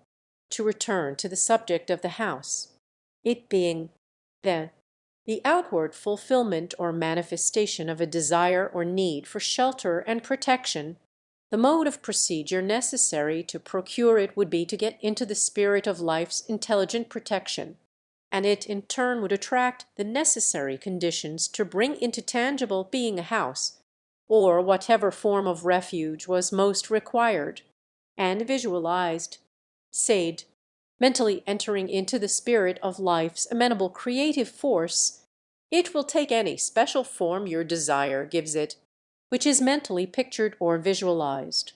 The house is only an illustration. Pupil, I understand. Now suppose one wanted more money or better health. What would be the prototype for these? Sade, it is always best to find one's own prototype. Let us refer to the suggestions I have already given you. What does money symbolize? For what is it to be used? For myself, I find that the prototype for money is substance, and my method for manifesting more money is to mentally picture the sum I require for a particular purpose, either in banknotes, check, or draft, whichever seems the most natural.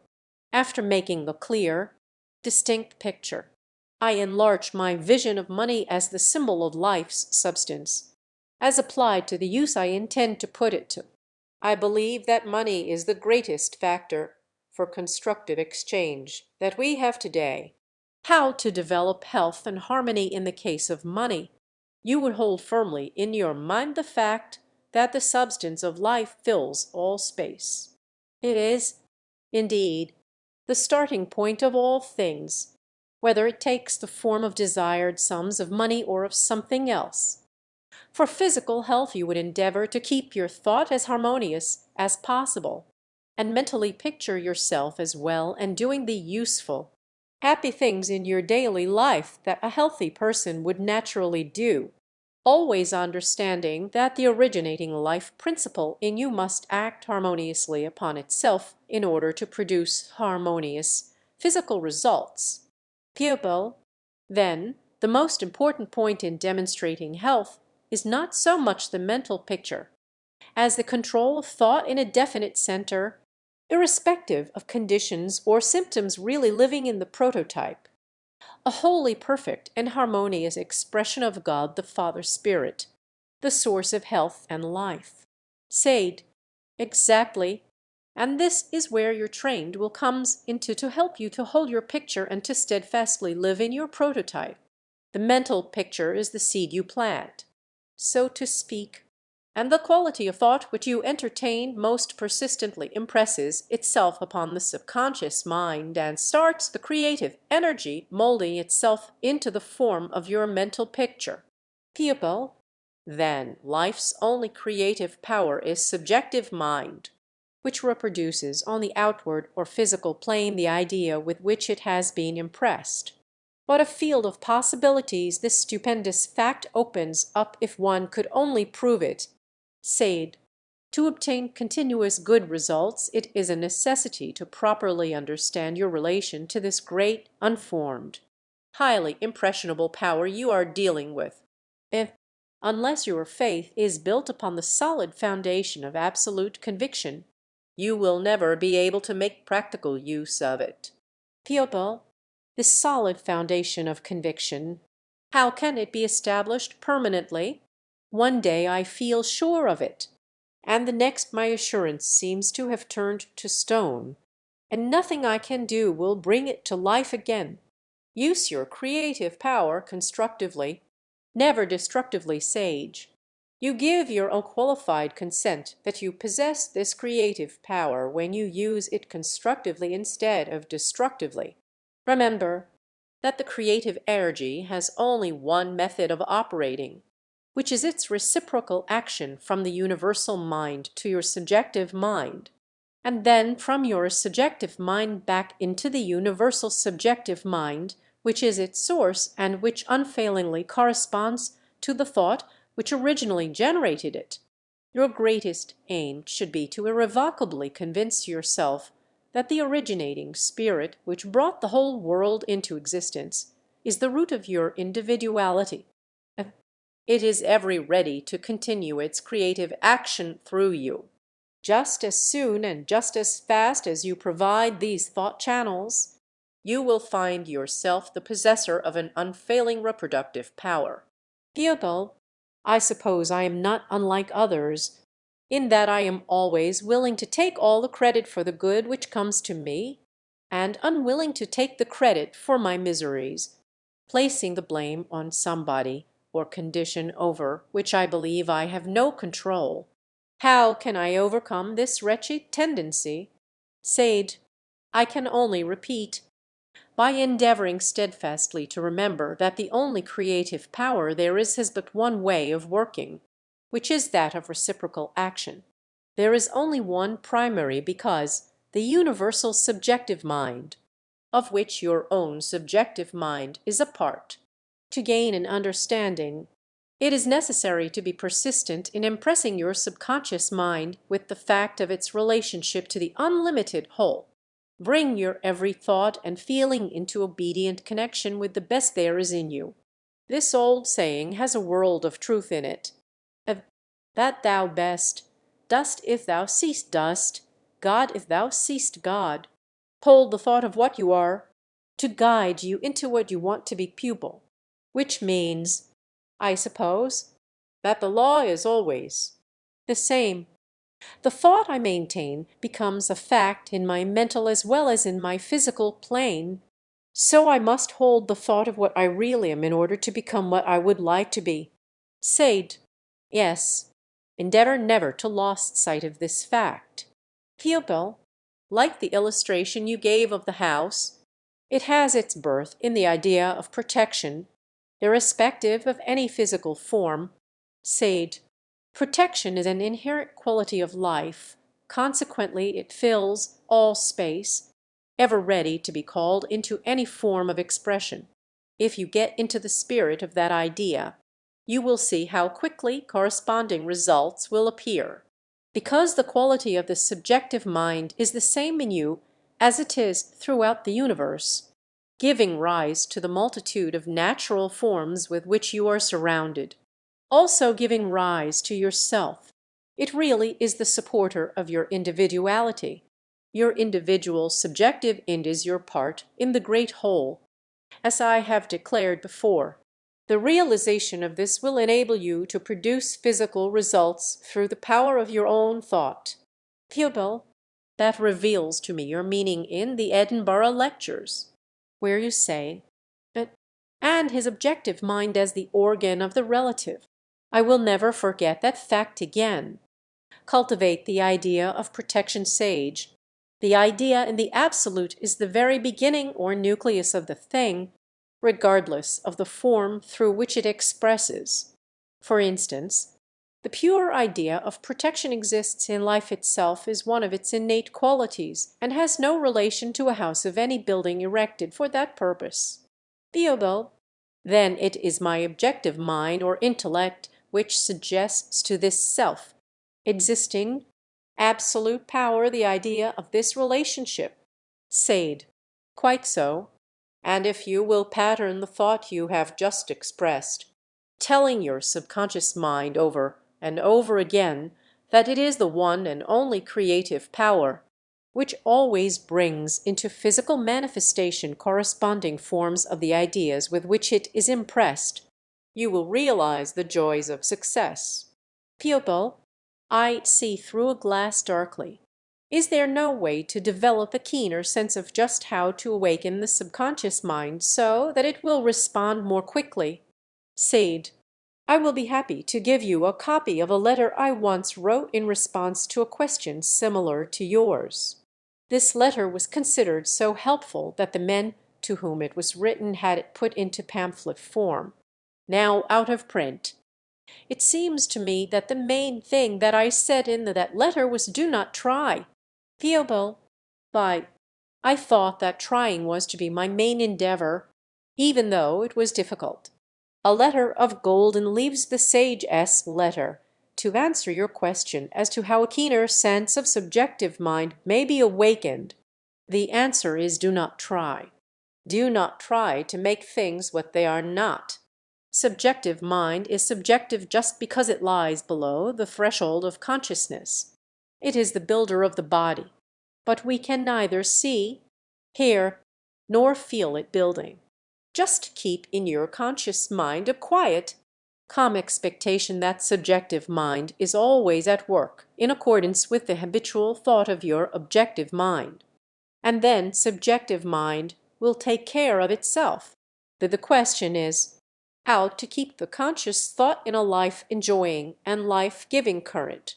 My answer to this is very simple thought, perhaps old-fashioned. It is, keep looking at God. Do not trouble about theology, but try to realize the universal divine spirit as perpetually flowing through all things, through insensible things as atomic energy, through animals as instinct, through man as thought. If this be so, Then your manifestation of God will correspond with your habitual thought of God. Quietly contemplate the divine spirit as a continual flowing of life, light, intelligent, love and power, and you will find this current flowing through you and manifesting in 100 ways, both mentally and physically, in your affairs. You do not make this current, but you prepare the conditions which will either cause it to trickle through thinly and weakly, or flow through strongly.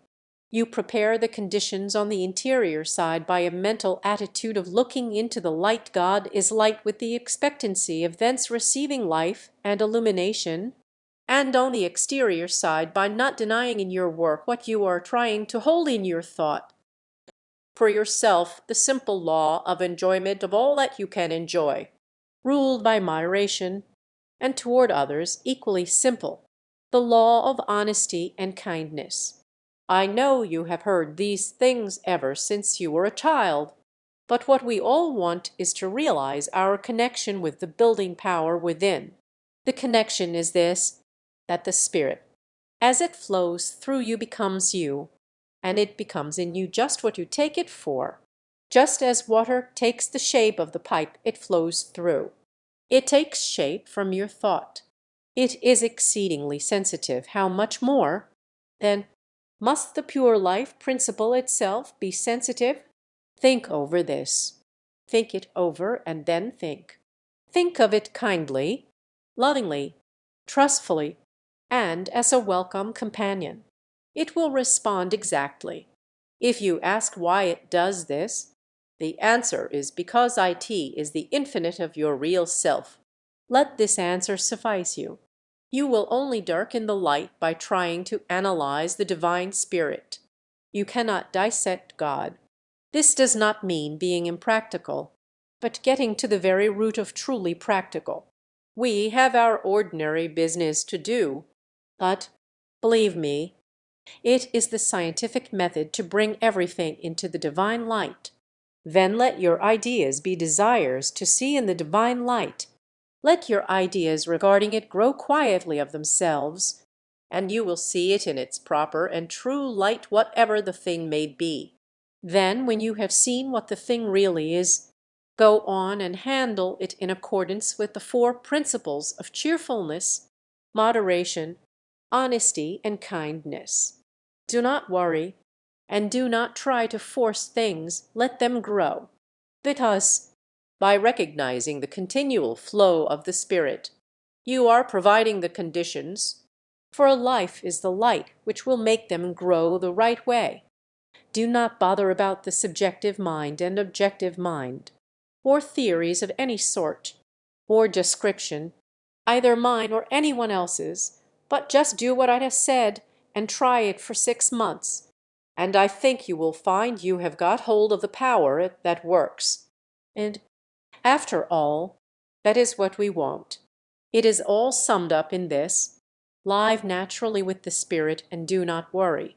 Remember, you and your Spirit are one, and it is all quite natural. You will perhaps say that this is too simple.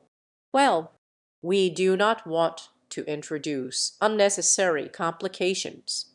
Try practicing and leave the theory to take care of itself. Living spirit is not to be found in a book. Sade, many have written me from all parts of the world voicing your expression. Once a lady in New York City wrote asking me to explain to her exactly what I mean in the pamphlet about spirit becoming you. Thinking you might like to see a copy of my reply, I brought it along for you. Theobald, thank you so much. Am I at liberty to keep these letters? Sade, Fight.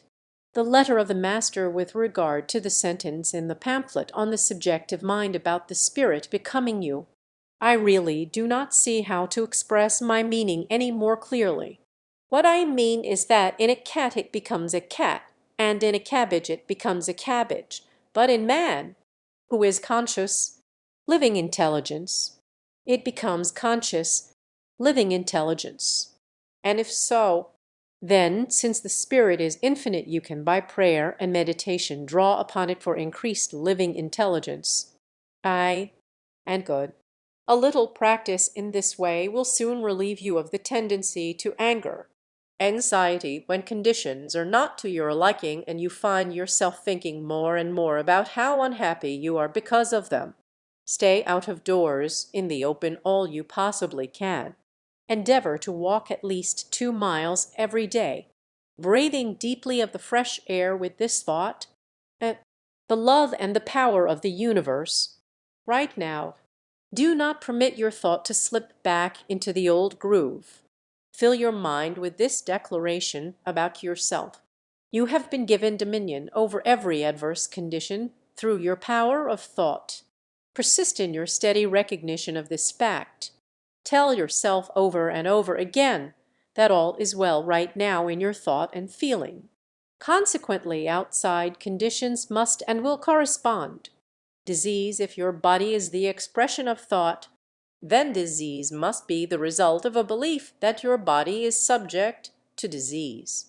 Tell yourself many times a day that all physical disease is the result of discordant thoughts, and when you have actually accepted this statement as a truth, you will be careful to entertain only healthy, harmonious thoughts for yourself or another. For example, if you feel a headache coming on, begin at once to take deep breaths and repeat with each breath that breath is life and that life is perfect health. And so the health of life is manifesting in me right now. Disappointment, this subtle destructive power, should be shut out at all times by the recognition of your direct contact with all the joy there is, because you are one with its source. Universal good. If the joyous life does not express itself through the exact channels which you expect, know that it will do so through others. Life wants to express joy through you, for it made you an instrument in which and through which to do it. Because you are here for that purpose, you can and do enjoy all the good which life has to give. Take some physical exercise while holding that thought. A good one is to sit on a chair and take a deep breath, then slowly exhale. And as you exhale, gradually bend at the hips until you can touch the floor with the tips of your fingers. Repeat this 7 times with the affirmation: "If discontent when this enemy to peace and happiness begins to advance, sing, sing, sing." Write out loud if you can, or else do it mentally. Sing anything you like.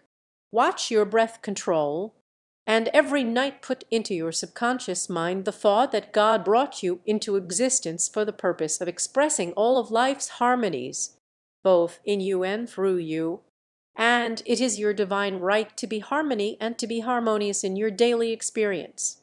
Meditate upon the harmony you see expressed in nature and endeavor to apply it in your thought, and then express it. Discouragement, this is failure on your part to recognize the almighty limitless source of supply, God, as your never-failing, cooperative partner. When you are assailed with the thought of discouragement, immediately ask yourself, and for what purpose?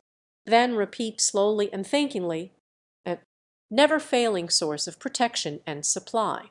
Watch your thoughts, lest any contrary to this affirmation be lurking around in the corners of your mind, and stick to it with all the will that you have, and you will break down the suggestion that there is any power in discouragement. Envy is due to a sense of separation from God, but endeavor to realize that where there is life, all that life has to give is present in its entirety at all times and in all places, and will come into visible expression through the persistent recognition of this grand fact. Fear, one writer has said that fear is the only devil there is. Certainly it is the most destructive power one can entertain. When fear comes to assail you, close the door of your mind against it with this positive thought: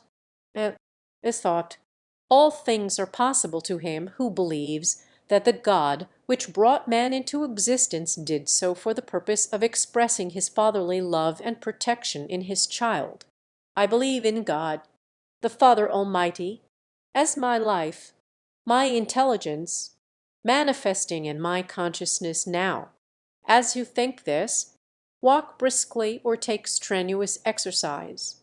Whenever you sense fear returning, inhibit it instantly by substituting any thought which affirms the power of God in you.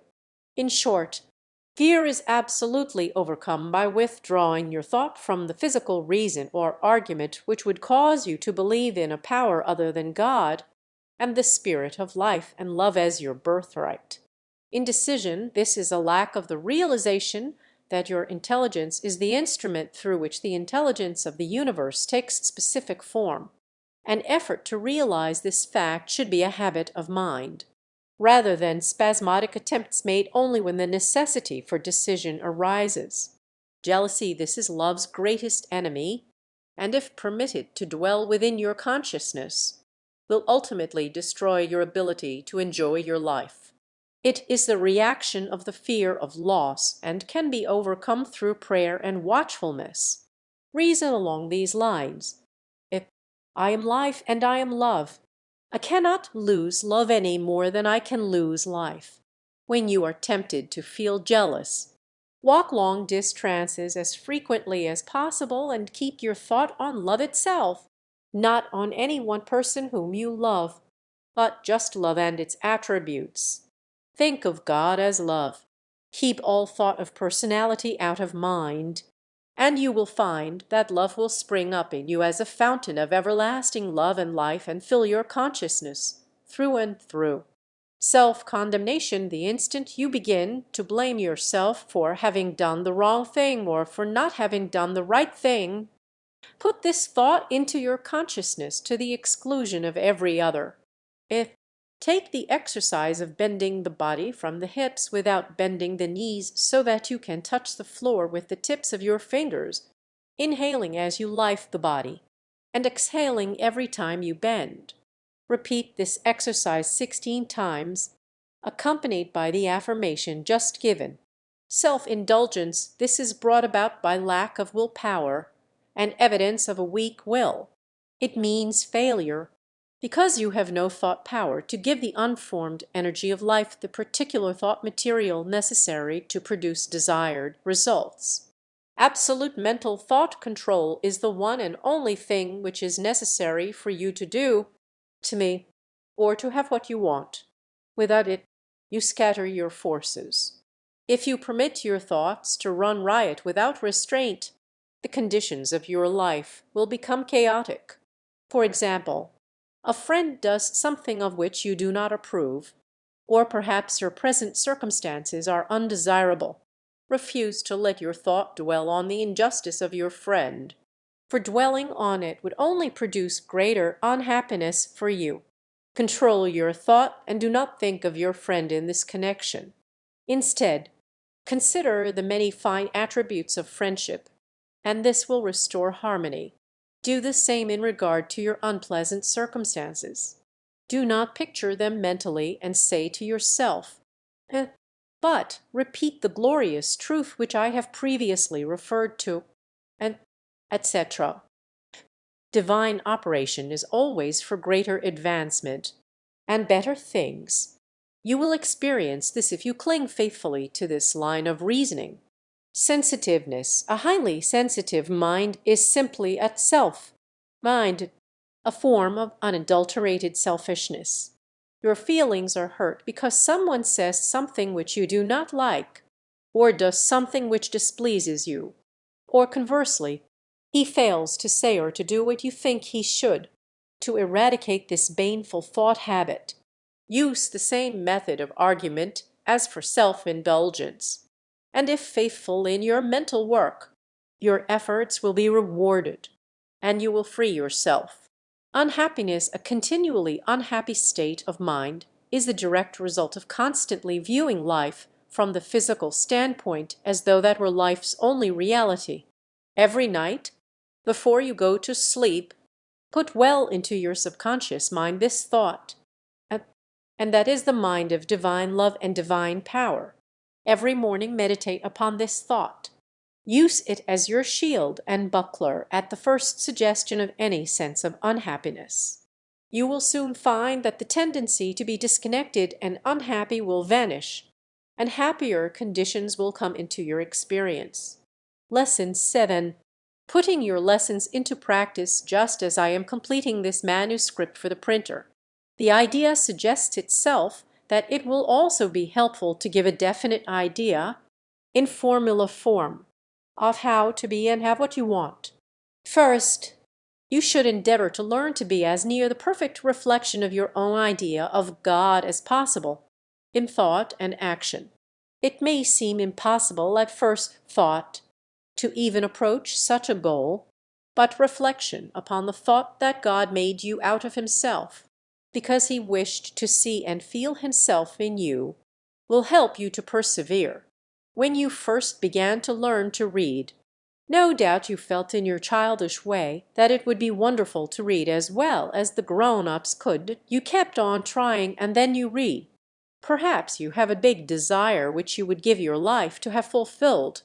In reality, it is only necessary for you to give a few moments each day in earnest effort in getting into the spirit of this idea of God and living in it every waking hour. Then endeavor to find the spiritual prototype for your desire. By this I mean inhibit all thought of the physical side of your desire. If you desire a true companion, close your mind entirely to all personality and physical being, and dwell in thought and feeling on the spirit of love and true comradeship, without refer to any physical person. The person is the instrument through which these particular qualities manifest, and not the qualities themselves, as we often learn too late. Or you may desire an improved financial condition. Here again it is not mere money you desire. It is that which money symbolizes: substance, liberty, freedom from lack. Therefore, you should go alone night and morning, or any time when you are certain you will not be disturbed, and meditate first upon your own true relation to God. After your feeling has been stimulated to the point of certainty, then meditate upon the ever-present, never-failing substance and freedom of God. Try not to lose sight of the fact that the greatest magnet for acquiring money is ideas. There is every reason that you should capture one of these big money ideas, if you will persistently follow the suggestions given. If you do this, you will not only capture the idea, but also the courage to put the idea into practical application. This courage, put to positive use, will bring you to the goal of your desire: substance, love, friends, health, happiness, and the peace that passeth all understanding. May all these come to you in richest measure. I hope you have enjoyed reading Attaining Your Desires by Genevieve Behrend. Click for more free books by Genevieve Behrend. For more free PDF books on the law of attraction and metaphysics, visit the Law of Attraction Haven.